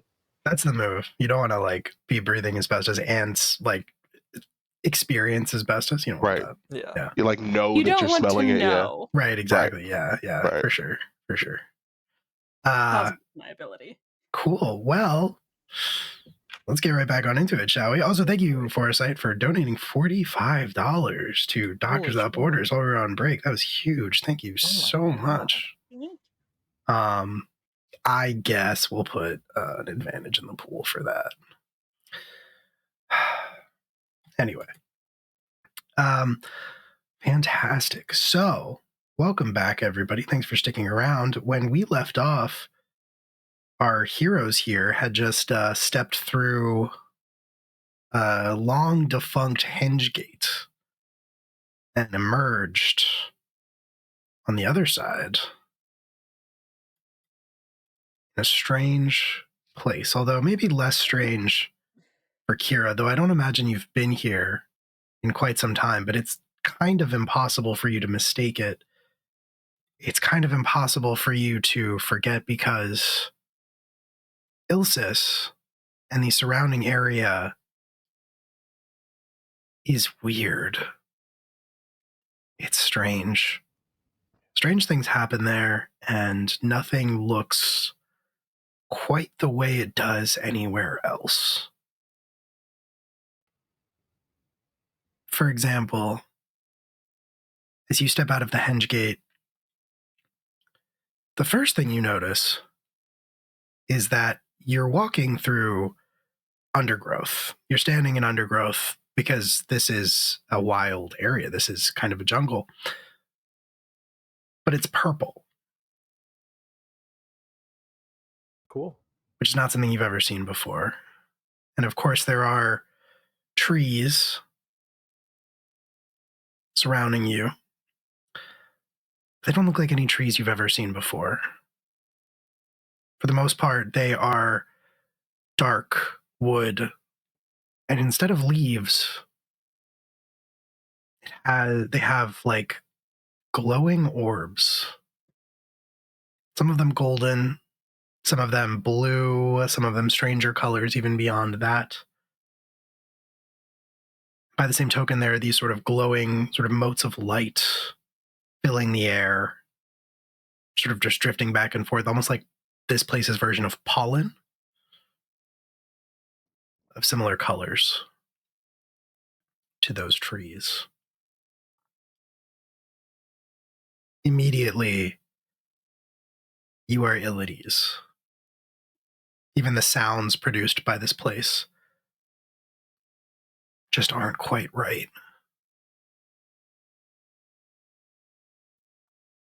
But Kira, you have a good idea of where you are. And you know that while you are not far from Ilsis, you are not in the city either. And you know how to avoid it. Then we're going to.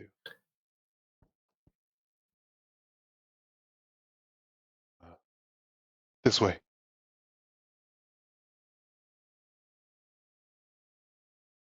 Follow right Okay. along.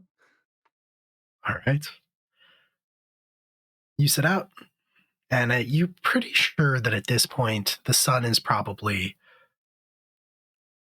reaching overhead, but doesn't seem to touch this place. It provides plenty of its own light, so maybe that's why, but you don't feel the sun. You don't see the sun as you move through this jungle.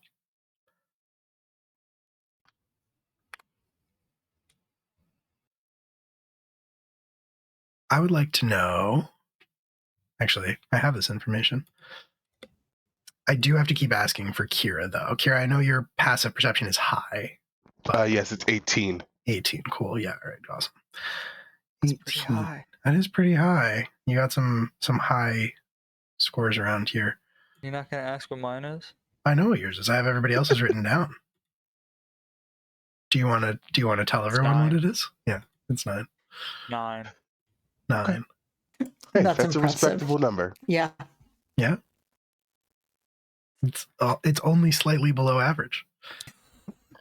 I was about to say it's That's- higher than Max's, that's but me. you know what? I don't actually think that's true. It's not true. Yeah. Max has a 10.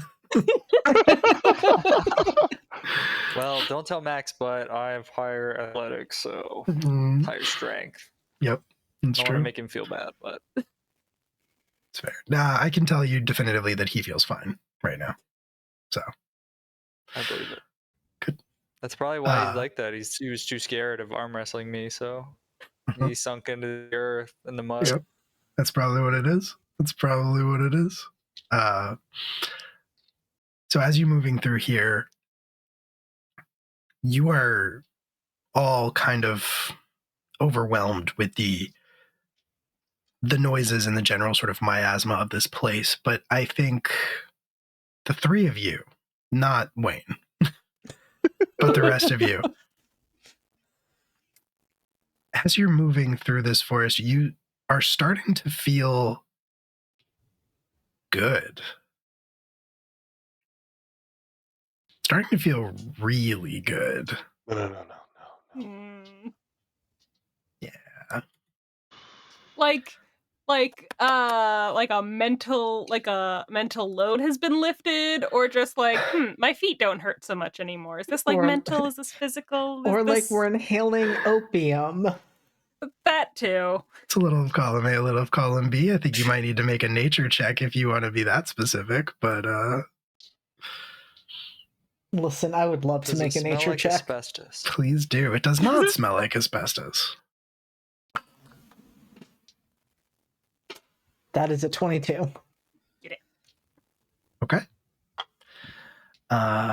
Very good, very good. Yeah, I think you can generally tell that if what you are inhaling is not opium, it has similar properties. We should probably cover our mouths and noses and not be breathing this in. It won't help. Because it's already inside of us, or because it can absorb through our skin?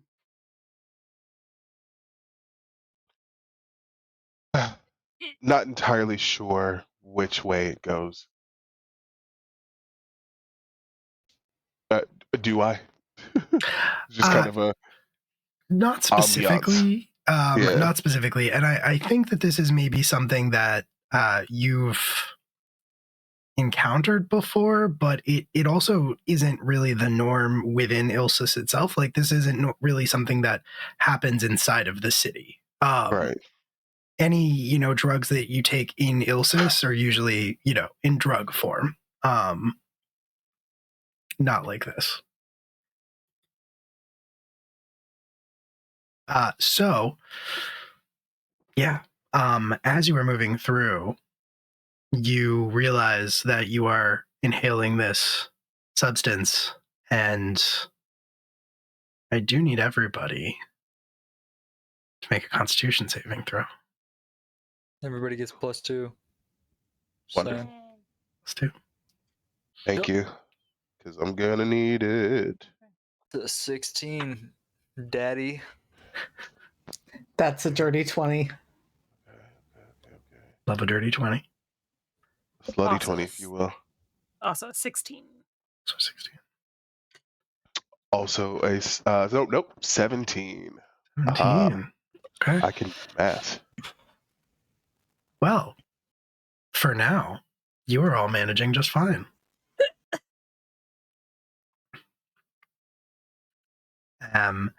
You feel the edges of your senses kind of starting to dull a little bit, but you are very focused and you are not giving into this feeling. You are still able to keep your wits about you and keep your eyes and your ears open.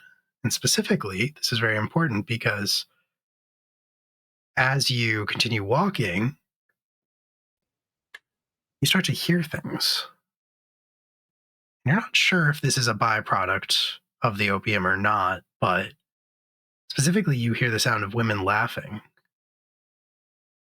giggling, even.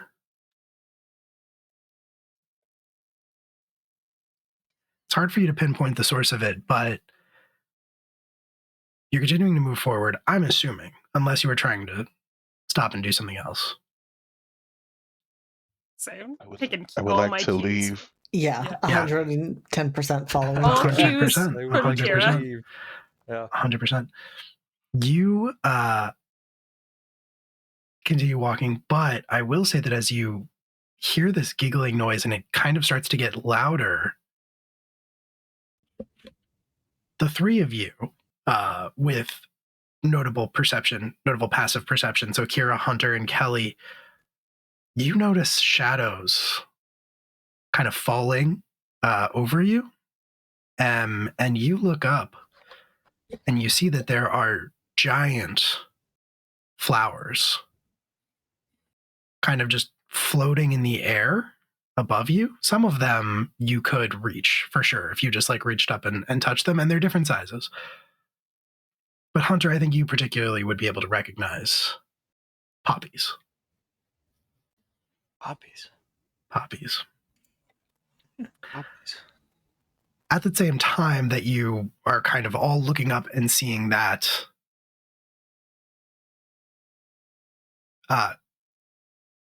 Kelly, yeah, we'll say Kelly, you, Avalon kind of like cuts across your path and then stops walking. Clearly, like you bump into him and he like looks at you meaningfully, like clearly eyes saying, watch where you're fucking going. Yeah. Because you almost walked into something, an object on the ground. And it looks like it's almost maybe overgrown. It is overgrown. It's covered in plants. Specifically, it's covered in like vines, like thorny vines.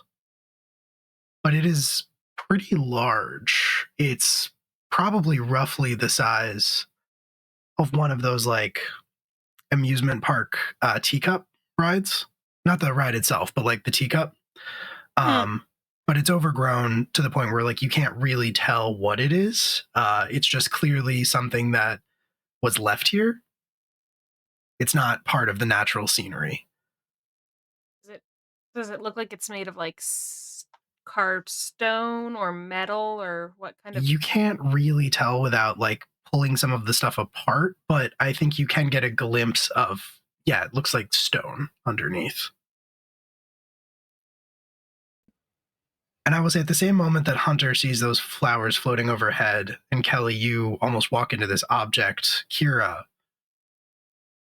you turn your head, scanning your surroundings, and you see two beautiful, impossibly beautiful, two women looking directly at the four of you.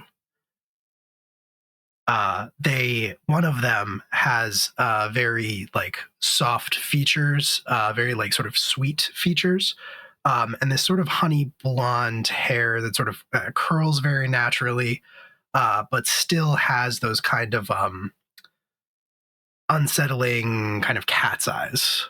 And then the other one is a little bit taller, a little bit more on the slender side, more sharply featured, with dark hair. And like very full lips, a much more slender build, similarly those same eyes, but both of them have a kind of a strip of like red sort of painted across their faces from like one end to the other across the nose.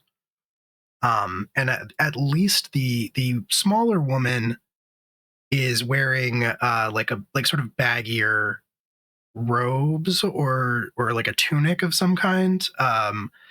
You know that generally speaking within Ilsis, not a lot of people wear clothes. Yeah.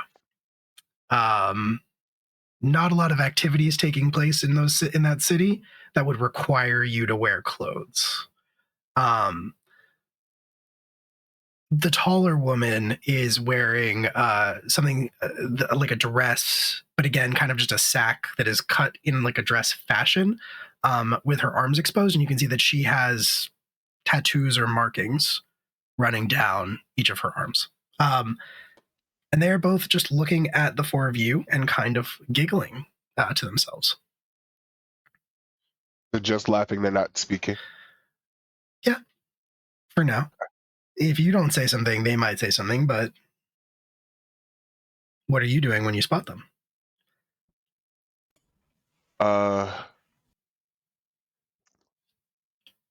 I think he's gonna speak into a. Are you responsible for these? And they will respond in the same language. One of them, the shorter blonde one, will speak in the same language, replying to you and say, "No, but they are lovely, aren't they?"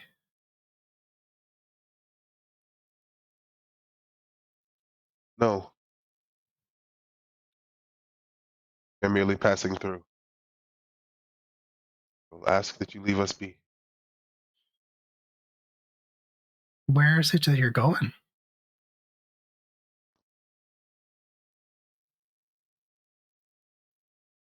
Not the city.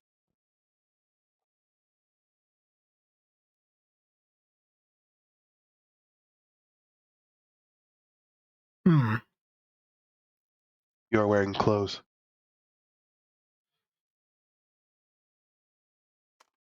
We are.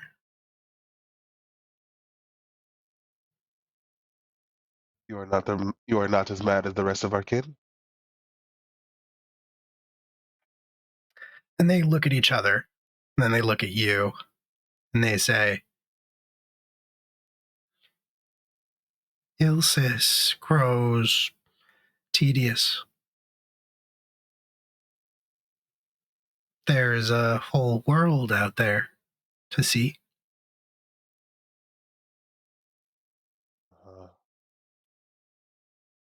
what drew you away from our home?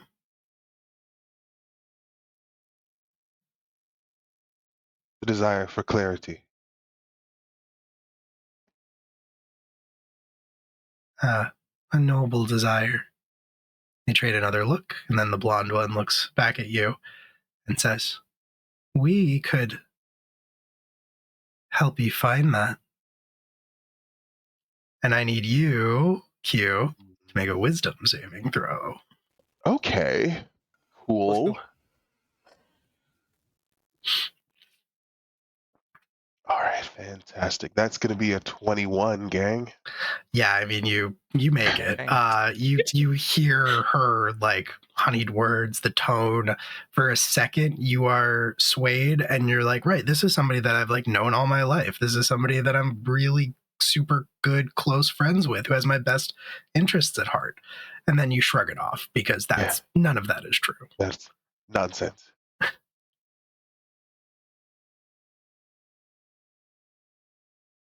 You have your path. I have mine. Let us be.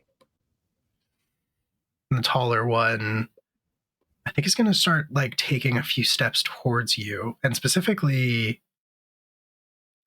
towards, I think, like Wayne. And as she passes you, she's going to like sort of hold up one hand before you can even say anything, and is going to say, now you are exceptionally strong of will, which I would expect nothing less from our own brethren. But this one, I'm not so sure about. I'm gonna whack her. I want to whack her. You want to whack her? Yeah. Then we're gonna roll for initiative. Let's go. All right, let's go. You're barking up the wrong tree, lady. Well, several trees too let's go. Right. Let's see what we got here. Ooh, that's Indeed. very average. Okay, let's see here. We got. Oh, I've got to roll 2 of these. Wow. You sure do. One for me and one for the baby. The baby. Baby. He's not a baby.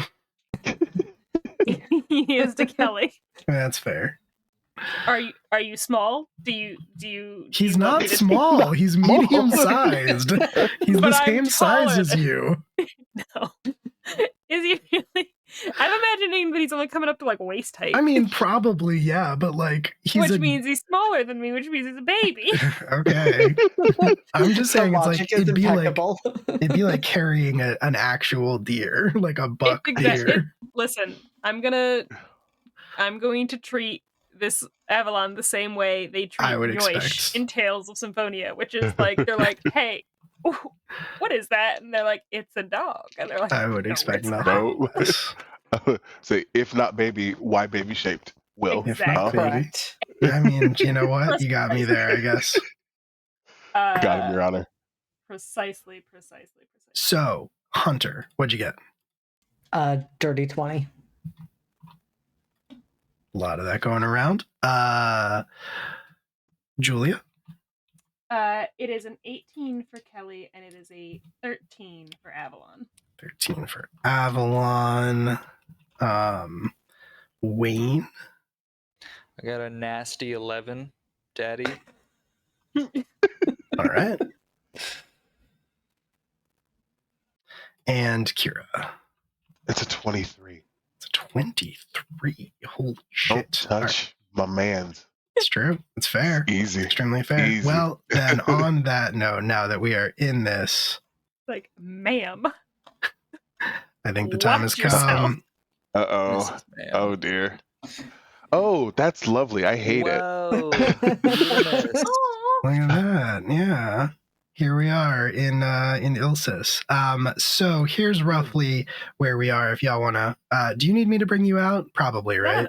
Yeah, you usually do. Okay, cool. Oh, look, they have names. That looks like a fountain. Could be. Whoops. Who do we got here? Okay. We got Kelly. We got Wayne, and this doesn't have to be where you are if you want to like kind of arrange yourselves. I think Kira's probably somewhere in that vicinity because you were stopping. You were going to try to smack this person. And then here is Avalon, who I have not named yet, but the token just says Dear Dragon, so close enough. So yeah, here everyone is. Zoom in a little bit here. Here are Maeve and Deirdre. Oh, ladies. Ladies, indeed. Ladies, indeed. So Maeve was in the process of trying to walk past you, so we will place her roughly there. And Deirdre has not moved yet. So with that being said, Kira, you are going first. Fantastic. So I hate her whole vibe is the thing. Sure. So we're gonna mask up. Okay. So I need her to make a DC 16 dexterity save. I'm sure she'll get it. That's fine. DC 16? Yeah. Okay. She does get it. Yeah, it's fine. Okay, so she doesn't take it? She can get it. She can get it. Yes. And she gets it. Oh, no, that's bad. Not supposed to be showing that. It is reading the wrong page. Hold on. Watch yourself, buddy. I know. There we go. That's the one. All right, cool. So we're gonna try and hit her. Okay. The Gritsky stick has a curved end, so he's going for an ankle, just try and like pull her off balance, and then it's gonna come back around to hit her on the top of the noggin. Okay. Very cool. So we're gonna riggedy roll. It's tripping. It's a penalty. Just kidding. We don't have that rule. I was going to say in hockey, Right. It's a penalty. All right, cool. In So we're gonna Gritsky. it's gonna be 23 Yeah, that's for for one sure. hit. Yep. All right, and then a slutty 20 for the second. Wow. Both of those will hit. Fantastic. I would love for her to make a DC 16 Constitution saving throw Okay. for stunning strike. She makes that. Cool beans. I've got 2 of them. Let's get another. All right. She makes that one too. Fuck. All right. Cool. That's fine. Happy for you, DM. That's fine. We're gonna do some damage now. We are going to do some damage. All right. Yeah.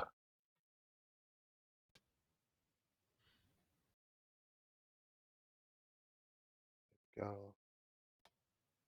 All right. So that's 4.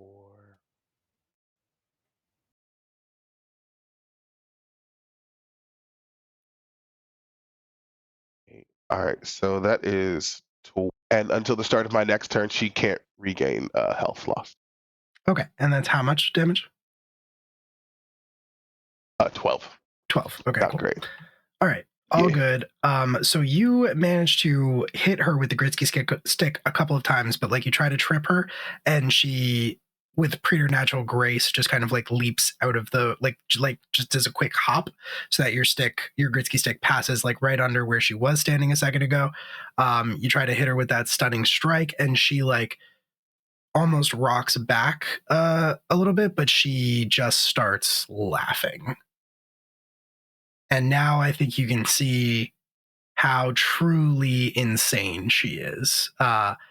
Also of note, you can see that she has preternaturally sharp teeth.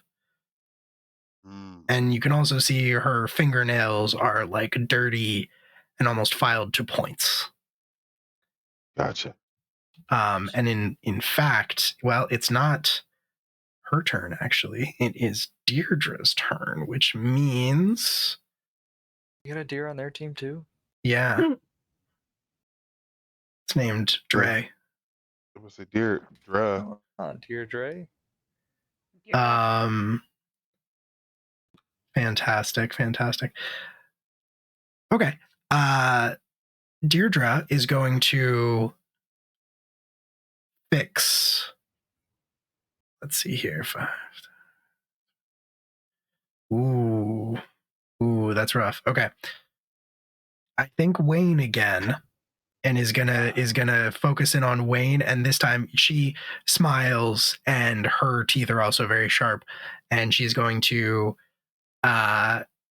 point to Kira and say, "Won't you be a dear and kill him for me?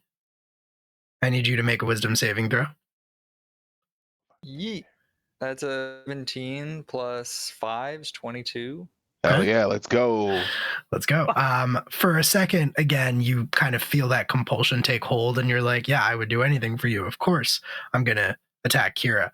And then you shake it off. You feel that kind of like I imagine that sort of like comforting sense of the cold north like surge through you, and it kind of like quells that murderous intent that you felt rising up in you.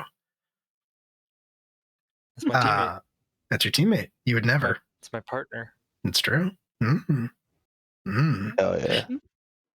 All right, fantastic. Deirdre tries to do that, but she's not close enough to do anything else. So that is going to be Deirdre's turn, which means it's Hunter. Actually, she will move. She will move to really like get in the fray here. Oh, she moves right there. I want She to comes take over. a. Yeah, she's I gonna want to move take a there. reaction to hit her Okay. in the head with a stick. Okay. Go for it. was +9 to hit. That's a 5 plus 9 is a 14. That's it. 14 hit. Yes, let's go. I'm gonna go ahead and hit her in the head with a stick, and also smite her at the first level, which Okay. is 2d8. Because why wouldn't I? So on that d10, I got a 9. So 9 plus is 15 damage of just regular old damage, Okay. and then let's roll 2d8s. 1 and a 7, totally average, 8 damage. So that's 15 points of bludgeoning damage and then 8 points of radiant damage. Total of 23. Sounds good. Okay. Yeah. I mean, they're not wearing any armor whatsoever. They are very graceful and fast, but yeah, you smack her as she moves in close. Yeah, I imagine she moves in close and just like not even swinging it back, just like a knock right on the on the nose. Stop trying to get me to kill my friends. And she starts bleeding freely, but she lifts her head up. Her hair is kind of fallen into her face, and she sort of like lifts her head up. The hair like tosses back out of it, and she looks completely gleeful. She has kind of this Cheshire cat smile. She also starts laughing as you hurt her. Kelly's just looking at her, just like, what the fuck? Hunter's looking at Kelly with the exact same expression. Guys, I don't know if we want to hurt them. I don't know if hurting them is a good thing. They seem to really love getting hurt. Maybe we should give them a hug. She's gonna bite you. Hunter, it's your turn. Do not give them a hug.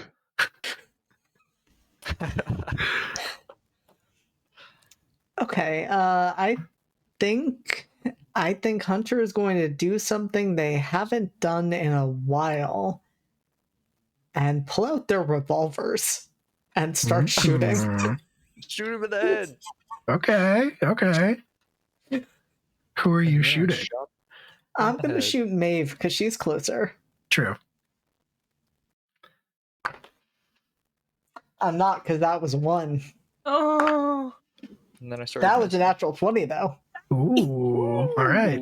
Natural 20 will hit, and that is a crit. So you can roll your damage and then multiply it by 2 before you add your bonuses. So your base damage. Love that for me.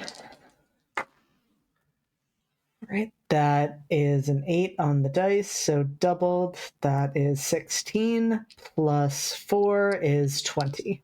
Nice. All right. 20 damage to Maeve. You shoot her once, and she is going to kind of like duck out of the way of the bullet. But the second one, like you kind of like shoot once and she dodges, and then you move the gun over, like you track it over to where she was dodging, and then shoot her again. And this time you get her.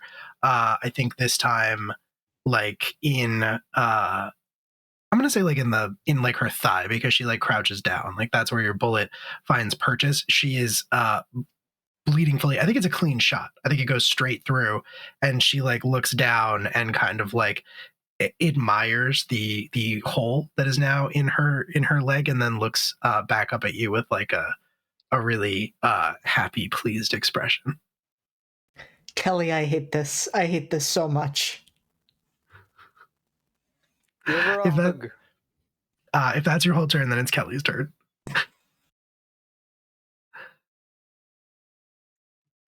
They are alive, correct?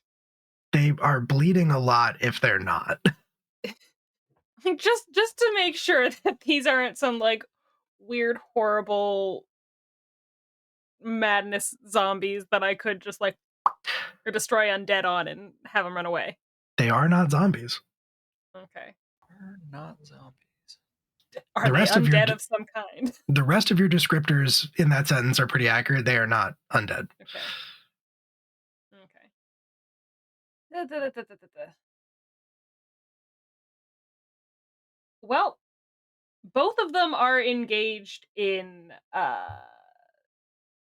melee with one of my allies, so I'm going to shoot them with my bow because then I can additionally do sneak attack damage on them while I stay over here. Okay. Ooh. Shoot him in the head. I'm a little suspicious of this big plant thing. Don't love it. So for the and I think I will shoot. I think I will shoot Maeve because if we can get rid of Maeve, I think Daedra looks pretty pinned there. Okay. You want to shoot Maeve? Go for it. I'm gonna shoot at Maeve. That's a 16 on the die plus 6, so that is a 22. Yep. That's a hit. So to start, that'll be 5 points of piercing damage, and then it will also be the sneak attack damage, which is 2d6. So that's 5, 10 points, and then because I haven't done it in a while, immediately after dealing that sneak attack damage, I can target a second creature that I can see within 30 feet, so Daedra. And she's going to take 1d6 of necrotic damage, which will be Nice. No saving throw or anything? no. Okay. That's not Wells of the Grave says that Mhm. I can see it within 30 feet of the first creature. Takes Cool. 1d6 necrotic damage. Oh, you also deal. No, wait, that has to be. Okay, when I click into it, it says more. If I was at a higher level, it would also do the necrotic damage to the first character, to the first Got it. creature as well. And I was going to be like, that's too much. Got it. All right, cool. So what's so- your total damage to Maeve? 10 points. 10 points of damage to Maeve. Cool. 10 points of damage to Maeve, 6 points of necrotic damage to Daedra, which just Daedra. looks like that like green moat that Okay. comes over Kelly's one eye and then pings out. Cool. For sure. Yeah. Like it kind of like throws Deirdre off of her balance a little bit, and she, I don't think even has I still don't think she's managed to like stand up entirely. So like you just hit her, she's still kind of down. Maeve, you shoot her with an arrow, and that I think is going to zip right by her face, like cut a big kind of like cut across her cheek as it passes through, which also is just going to start bleeding freely. She looks excited about it. Reaches up, wipes one hand across her cheek, sees it comes away with the blood, and is just going to lick that off of her hand real quick. But that's Avalon's turn also, so. Of course. Okay. I think And I think, did you take a bonus action last round? Because I think Avalon is going to work the same way that Callisto does, where you have to spend a bonus action to tell Avalon what to do. No, because sneak attack is not a bonus action, and Wails from the Grave is marked as special. It's not a bonus action. It's something that happens immediately. It's like a separate. Okay, cool. So Avalon can still do Avalon-related things. And I think my boy's gonna... He's in a great position to use his breath weapon on Kira. Avalon just likes Kira. Putting that out there. No. But I think... Deirdre, Maeve, and Will all want to attack each other. Stop it. I think Avalon's gonna charge Cool. Maeve. All right. So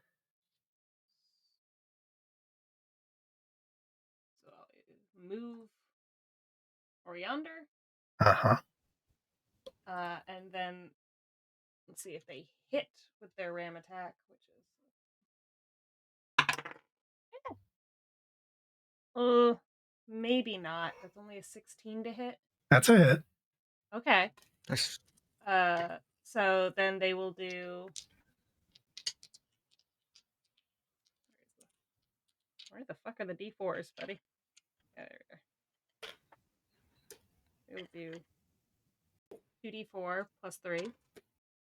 So that's 3, 5, 6, 7, 8 points of piercing damage, and then they're going to do an additional 1d6 of piercing damage because they charged. That's a 5. So 11 points.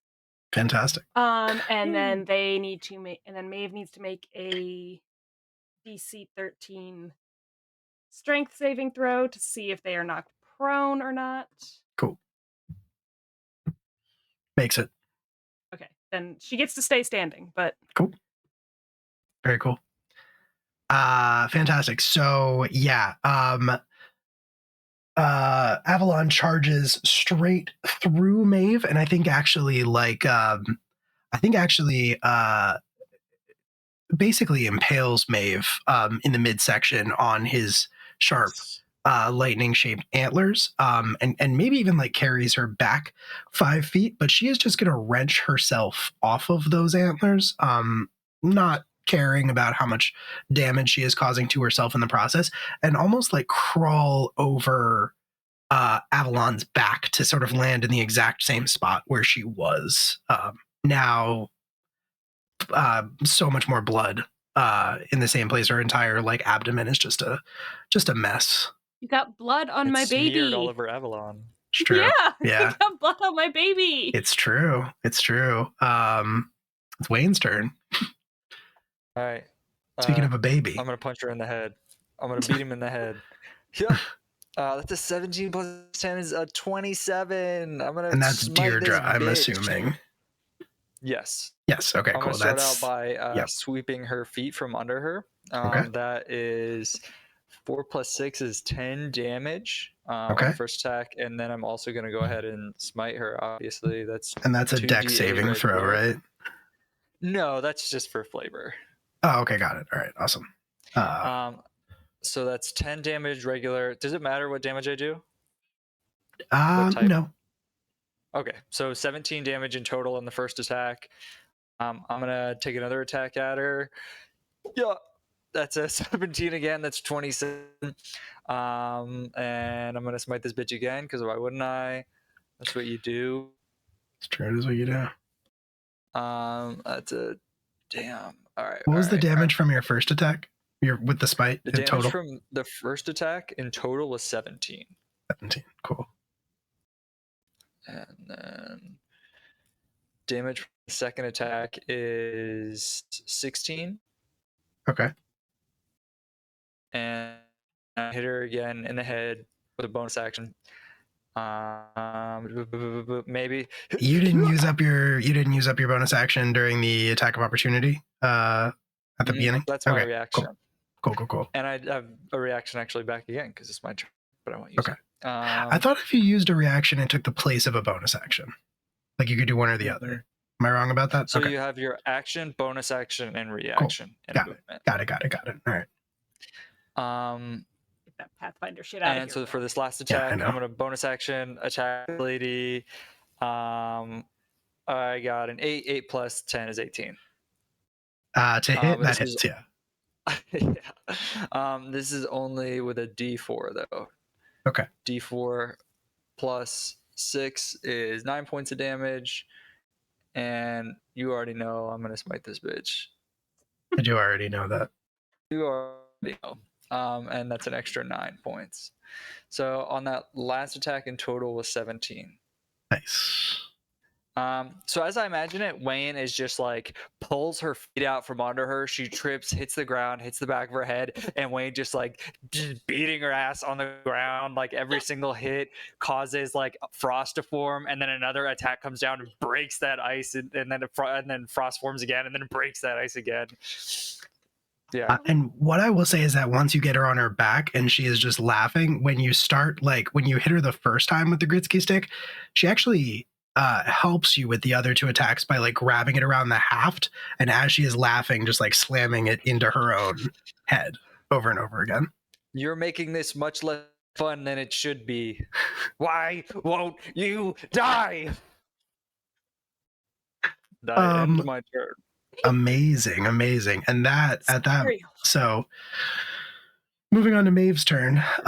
Maeve, who is freely bleeding from these awful, gruesome abdominal wounds, in addition to all of the other cuts and like bullet hole that's riddled in her thigh, is going to. She just kind of landed back in the same crouch, and she has never looked happier.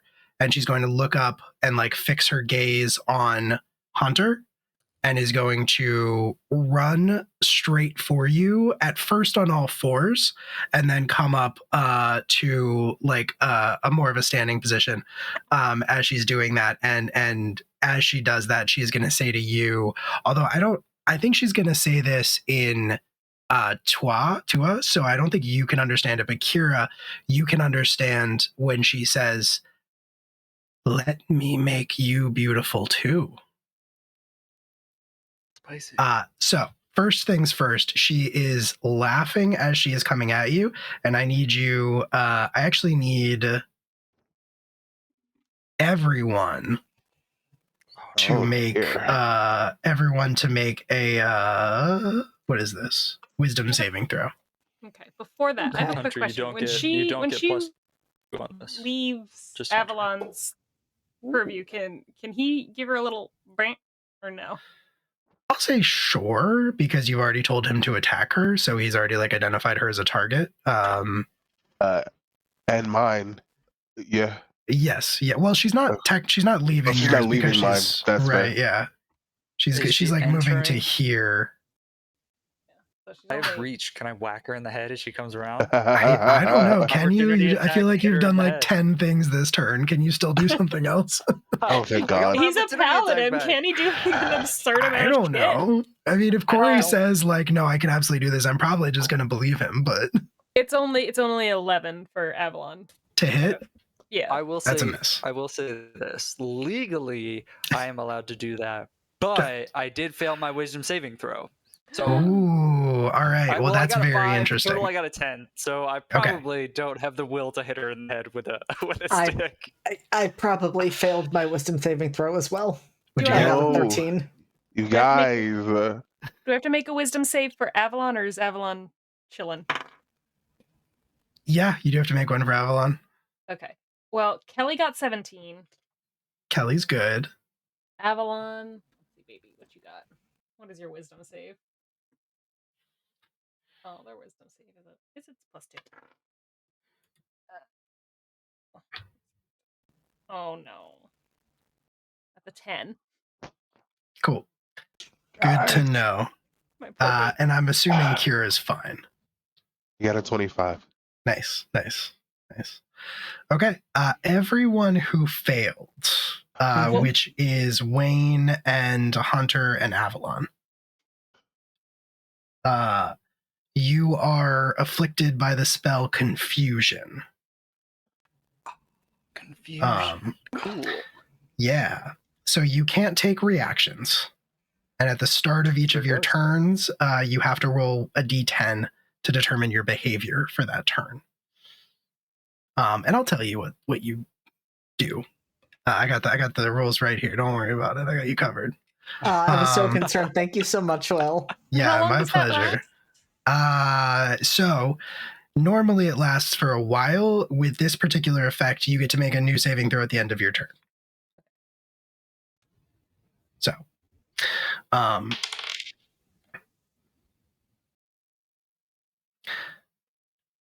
So yeah, sorry. So Maeve laughs, and that happens. You are all afflicted. Those of you who are afflicted by confusion are afflicted by confusion. But as she gets right up in your face, Hunter, she is also going to try to. She's going to try to rake those long, dirty fingernails across your face. At the same time, she is going to try to pull you in close to her so that she can bite down on like your neck, where your neck meets your shoulder.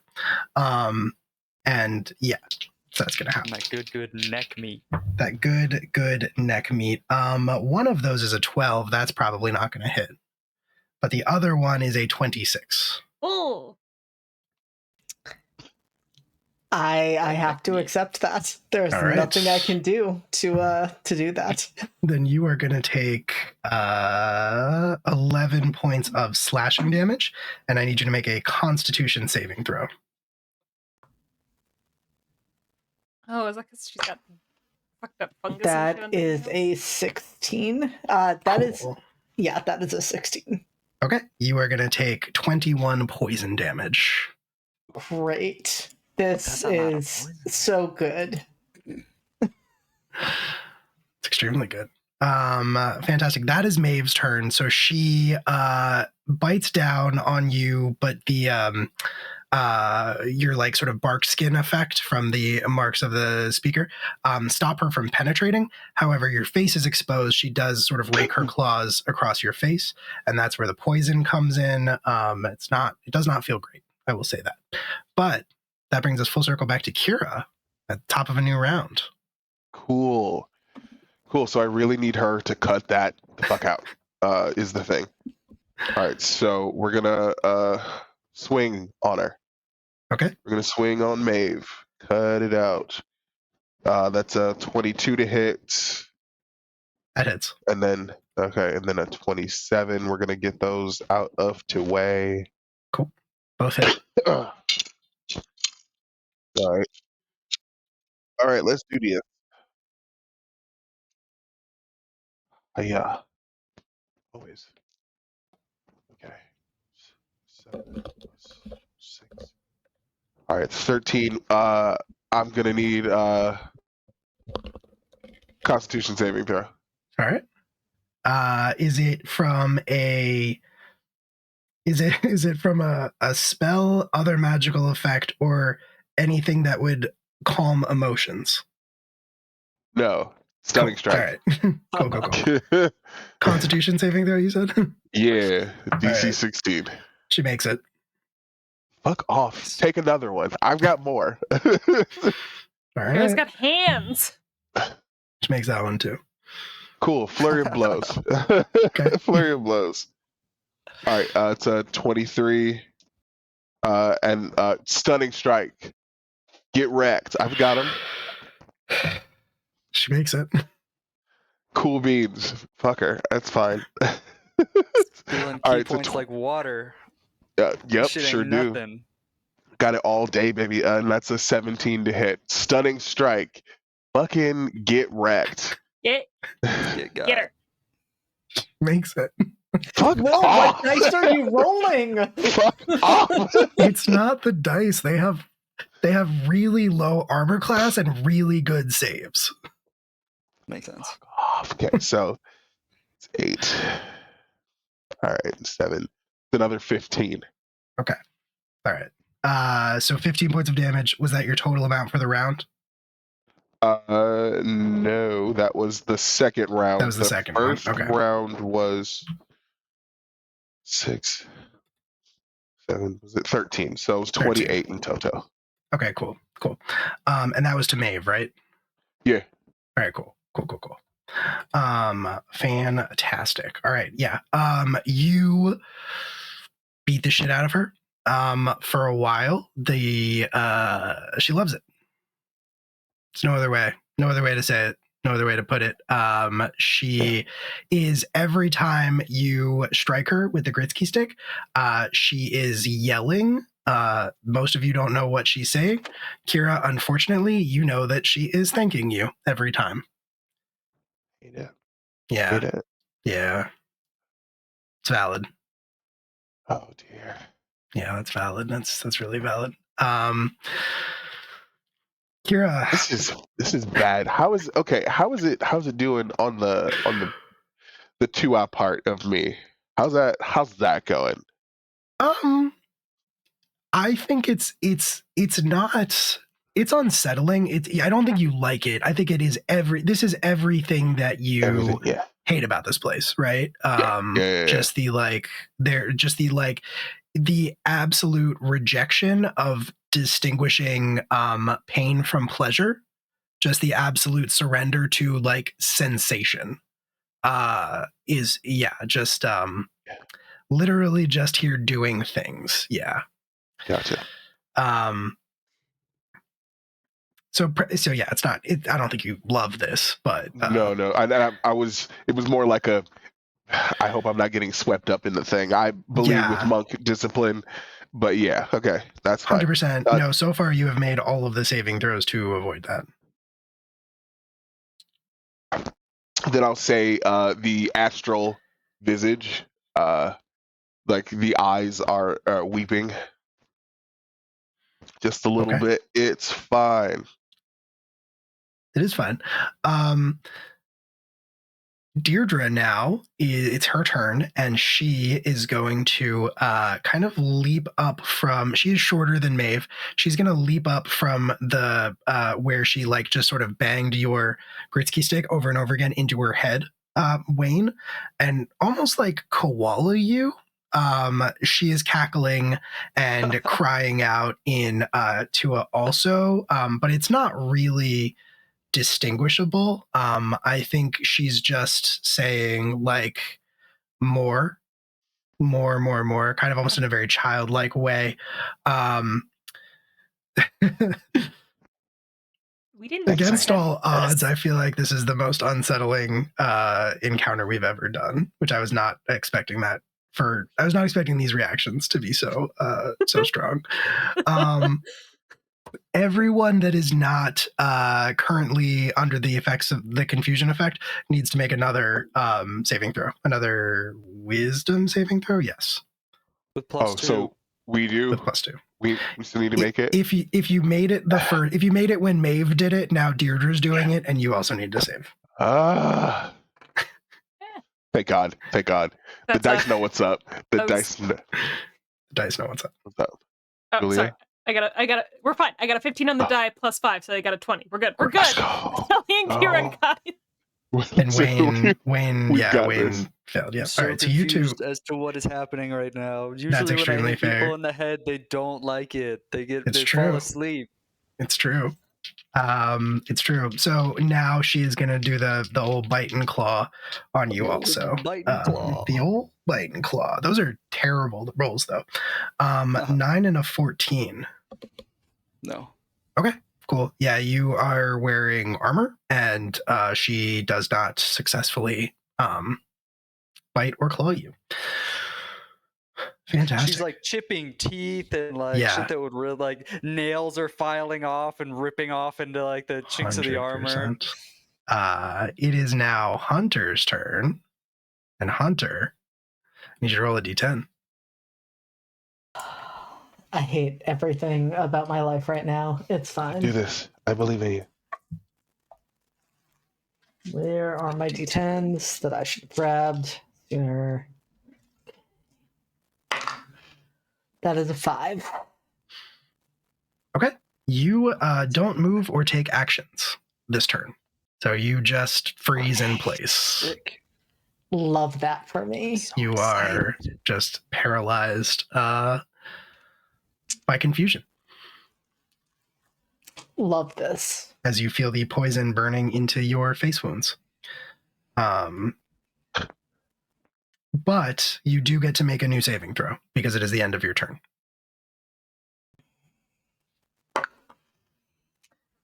That is an 18.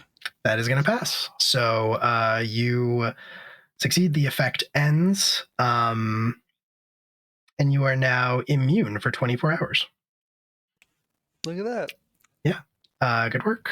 Good. Love that for me. Love As that I'm for paralyzed. you as well. Kelly, your turn. You are not paralyzed currently.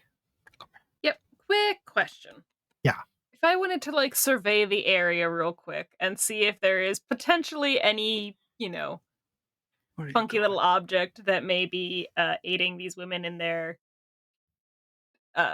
excessive madness or stamina besides just their general self, what role would that be to look around and see if there's something that I need to be like worried about? I'd let you make a perception check. Okay, let me just a quick one, just a Sure. quick little look around. Let's do it. Where's my +7 perception isn't nothing. 16 on the die, so that is a 23. 23? Yes. Okay.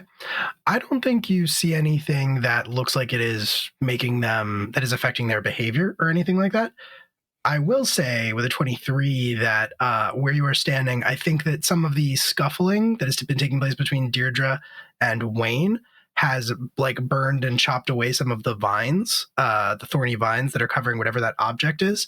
And I think you can start to make out what it actually is, which is strange because it just kind of looks like a giant mortar and pestle. Yeah. About the size of one of those teacup brides. Really? Do you want to do anything else on your turn? Oh. Man, I miss Hazel. I'm gonna see that. Kelly sees that, makes note. That's that sets off concerning little alarm bells, and then I'm going to just clip Maeve with guiding bolt at second level. Let's do it. Is there a saving throw for that? No, guiding bolt is just to hit. Makes sense. That's a natural 20 for a total of 27. That's a spell crit. Wow. So Spell crit. So I don't have 10 d6. So yeah, just roll the damage and then multiply it by 2, I would say. I think that's how we've normally done crits in this game anyway. Yeah. So it'll be 10d6. 10d6.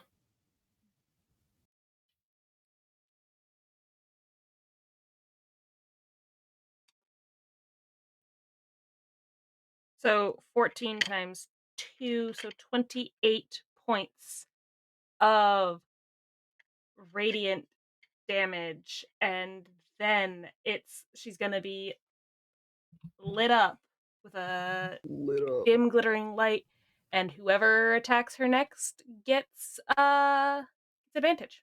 Well, about that. Did I?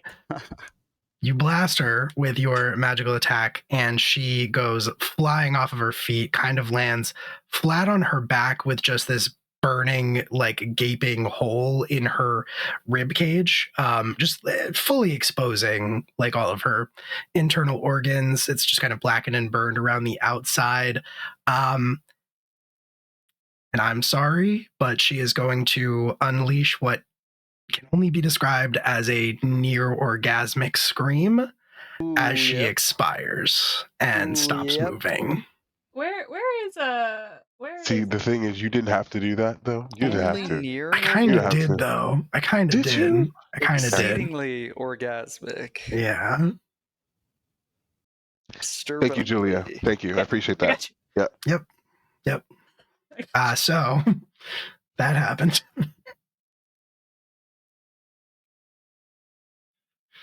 Just gonna clear her off the board right there. That's fine. Probably Well, hard to clean Kelly her just kind of up. goes, It's now Avalon's turn. And Julia, I need you to roll a d10. my poor sweet baby.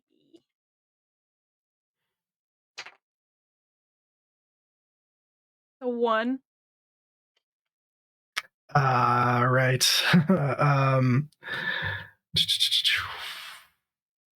Where's the that. Okay, cool. Right. 1 is gonna be directly behind where he is standing currently. Okay, cool. So what's his movement? It's like 40 feet. Oh no. Yeah, where's my baby Okay. going? He's doing a run. Yeah, him doing a run. So Going on a little jaunt. going on a little jaunt. So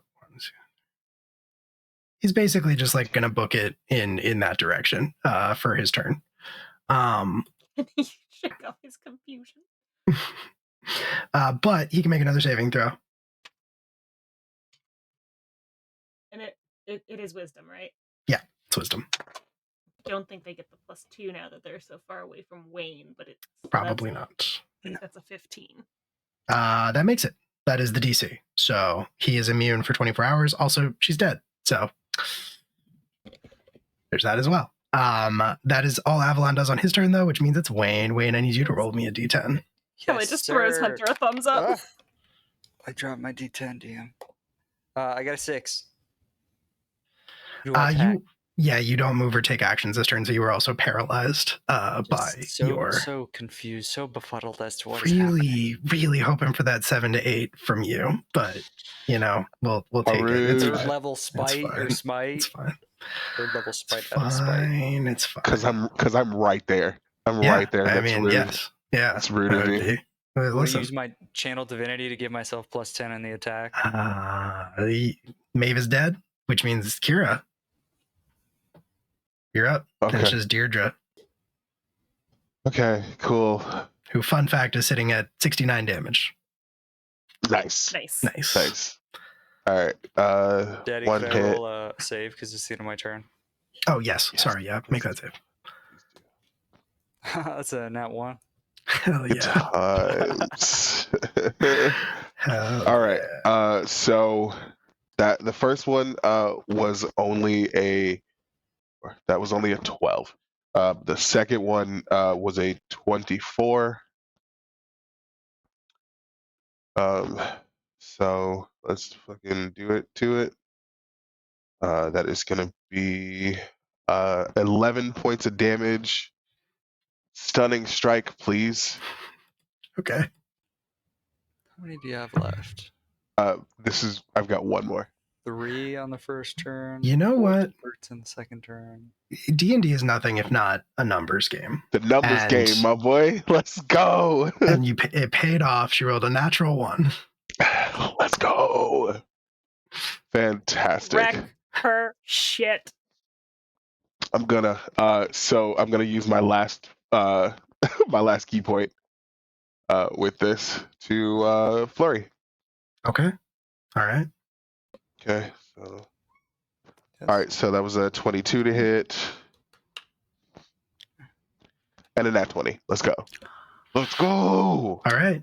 Both of those hit. And even if this doesn't take her out, she is right after you in the initiative order, and she failed that stunning strike, so she's done. Right, like the turn is over. So yeah. But roll your damage with a regular hit and then a crit. You might. Yep. So that's 5. And okay, 10, 20. So altogether 25. Hold on. 25 points of damage altogether. Yeah. Plus the first strike, the first hit, and then yeah. I factored it in correctly this time. Okay. So you basically up. Yeah, you hit her with the Gritsky stick. As we all know, they are pointed at one end. You strike her with it during your flurry, and she is going to grab the haft of the weapon and just start pulling it into her, kind of just slowly impaling herself on it. As she does that, her eyes glaze over in pleasure and Ecstasy, one might say. ecstasy. Yep, ecstasy. That's the word I was avoiding. And she's not dead, but she sure is stunned, if you want to call it that.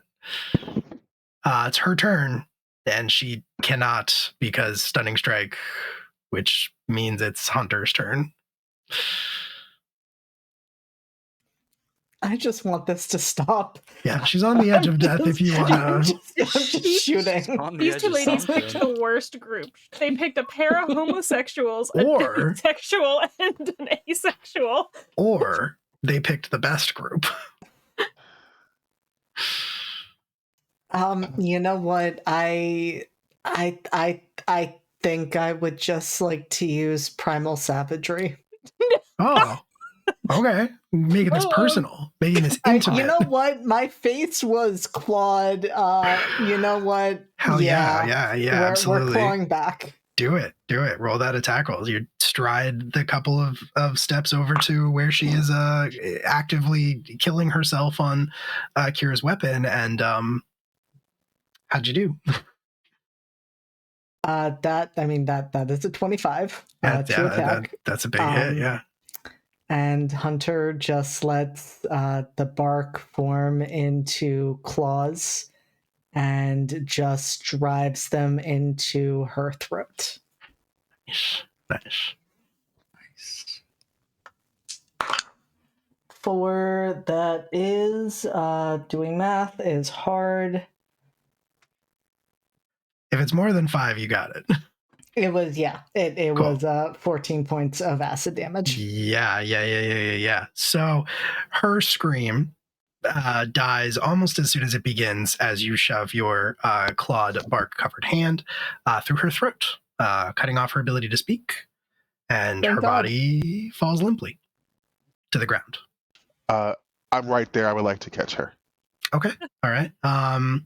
She is fading fast, and she can't say anything because of the throat wound, but Yeah, no, that's fine. Kira is going to lower her down. Okay. Onto the ground. okay. There is no mistaking the look in her eyes as she expires, but whatever she is trying to say to you with her last words, she cannot. And then she is gone. I'm just gonna cover the eyes. And I think Kira looks visibly shaken.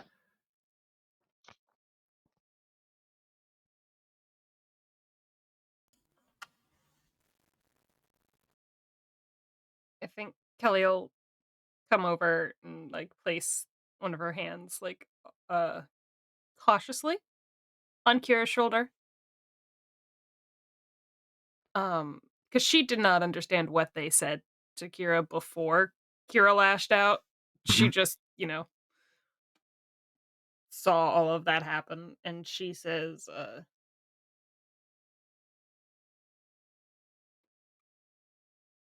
I'm not familiar. Where we're from, we bury people, but they don't really do that in most of the noon. What should we do for them?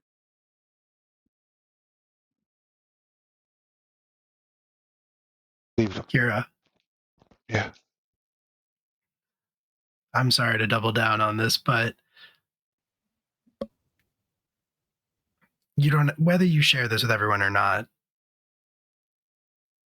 you know that honestly, in Ilsis, they would eat them. Yeah. Yeah. That tracks. Yet I'm not doing that.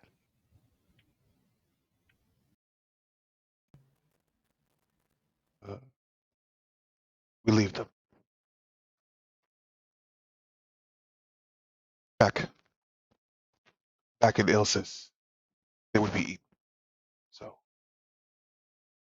Oh. Okay. we will let nature reclaim them. Assuming someone doesn't come out and find them. Find a snack. Well, Let's lay them together. this is probably a bad decision, but could I use speak with plants to try to convince the undergrowth to wrap them up and keep them covered so that maybe they don't get munched on as a snack? I'll say sure. I'll say that you can do that. It's a weird dialect, which I think we said with the trees also, something to that effect. But this especially it's strange, and like you understand the plants and you can communicate with them, but it's weird and it doesn't leave you feeling great.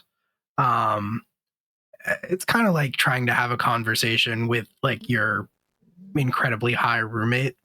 But eventually kind of sluggishly at first, and then more so. I think specifically what it is it's those thorny vines that were wrapped around the mortar and pestle, but they unwrap like fully off of the object and then wrap around the bodies, kind of fully encasing them. When they do that, does that expose more of? Yeah, I would say it's fully exposed now. Oh, Kelly is real weirded out by that.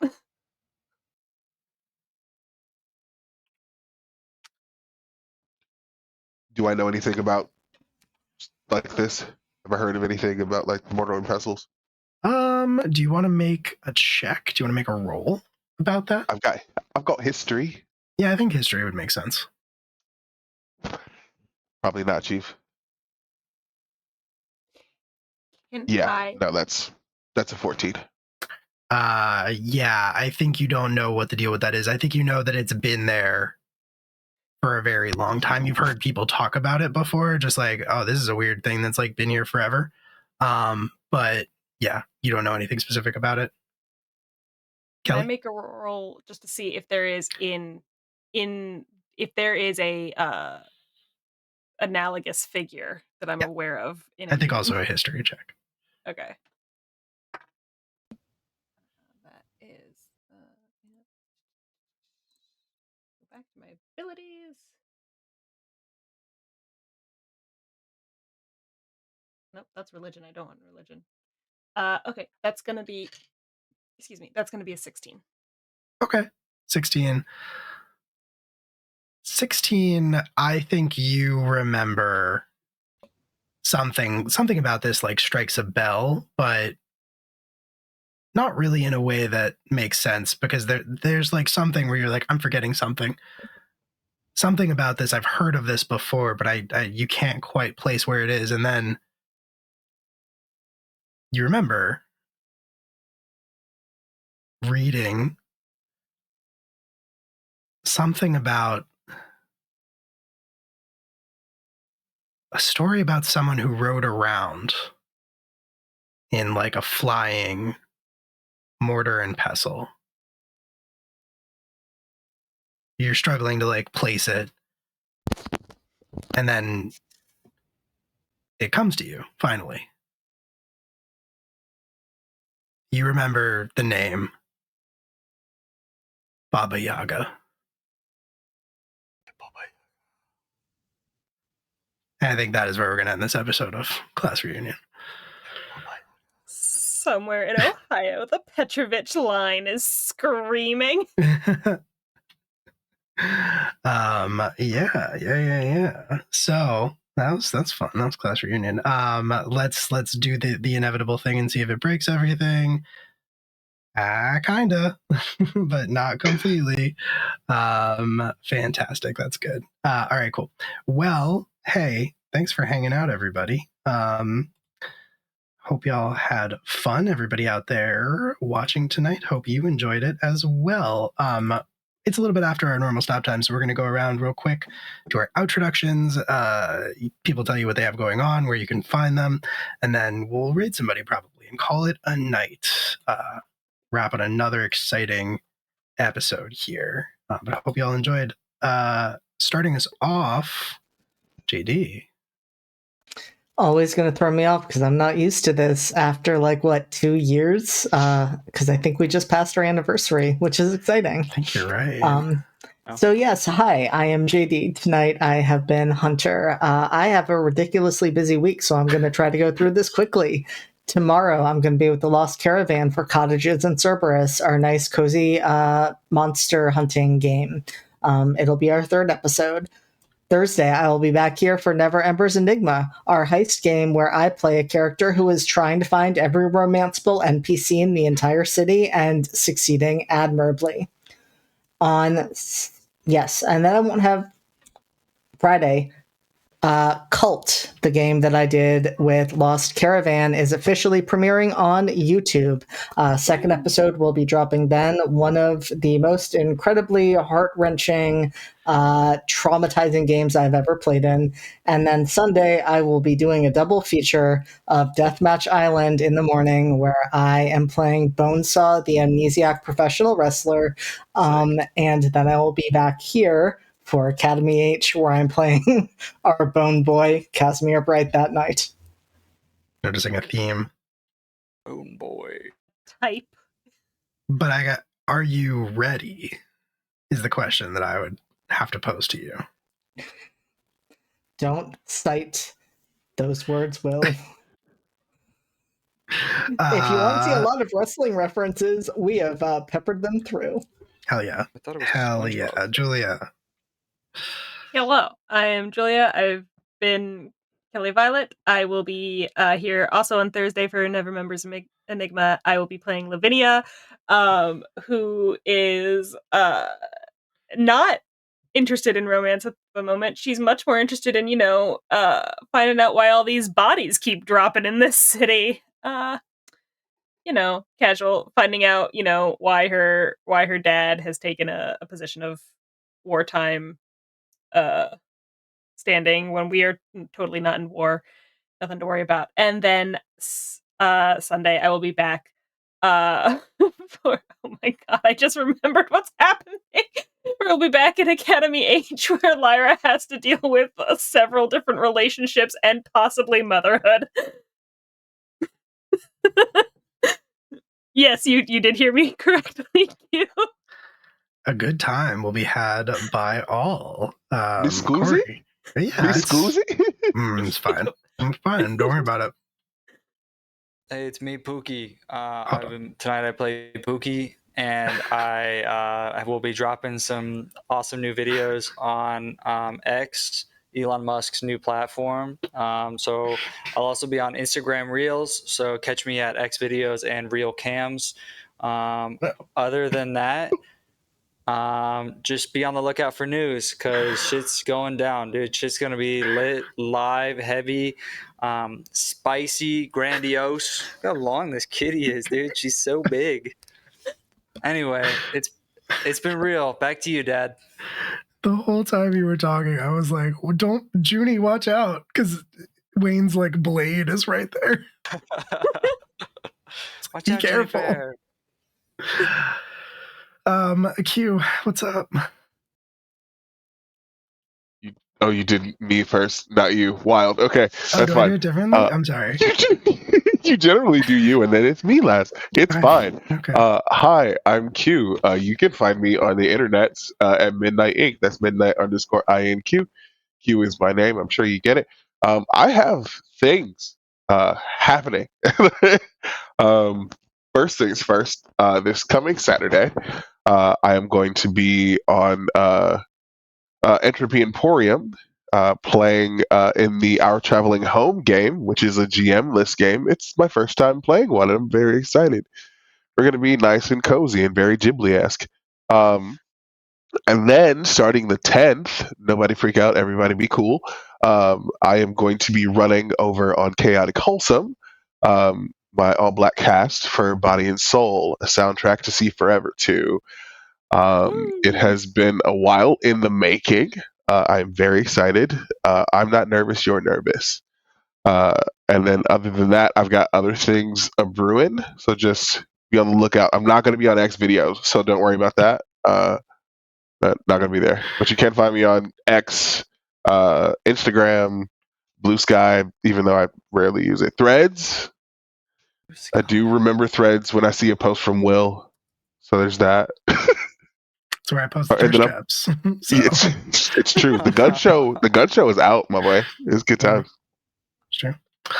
Fantastic. I am freaking out. I'm not calm about that. Okay. So apologize. No It's gonna apologies necessary. I get it. It's gonna be real good. Extremely excited. Hello. Hi, my name is Will. I was your storyteller tonight. I will be back tomorrow night playing Fletcher Bane, the Scottish chosen in our Monster of the Week actual play podcast. It's not called Monster of the Week. It's called Cryptic Community College. We record it live here on the channel, so come back tomorrow night at 8 p.m. Eastern Standard Time, where we will probably be recording a new episode. I think it was like a 75% chance, I think. Just as a rule. And then I think that's all I got going on this week until Saturday morning / afternoon, a time to be announced, where you can come back for a little more class reunion adjacent fun with Raph and our friend Kit, who has not done class reunion stuff before, but it'll be a blast. So come back and check that out. Other than that, the first episode of our new arc, our side story using Fist by Claymore RPGs, Fallen Stars, dropped on Sunday with some of the most unhinged characters. If you liked these horny for death fey creatures tonight, then you will love Fallen Stars. It's as fucked up, if not more so. It's pretty bad. Though. Yeah, the sorrows though. The sorrows though. The sorrows though. So check that out on Sunday. Check out the first episode. It's already out. There's stuff coming up in the future, but I don't think any of it's really in a place to be announced yet. So that's going to be it for me. And I think it's going to end it for us tonight as a whole. We're going to disappear in just a second and raid our friends over at High Shelf Collective, who are probably finishing up their werewolf game for the evening, Werewolf the Apocalypse. So yeah, I don't know. Say goodnight, everybody. Good night, everybody. Night. Good night, Good night. everybody. Good night. Everybody.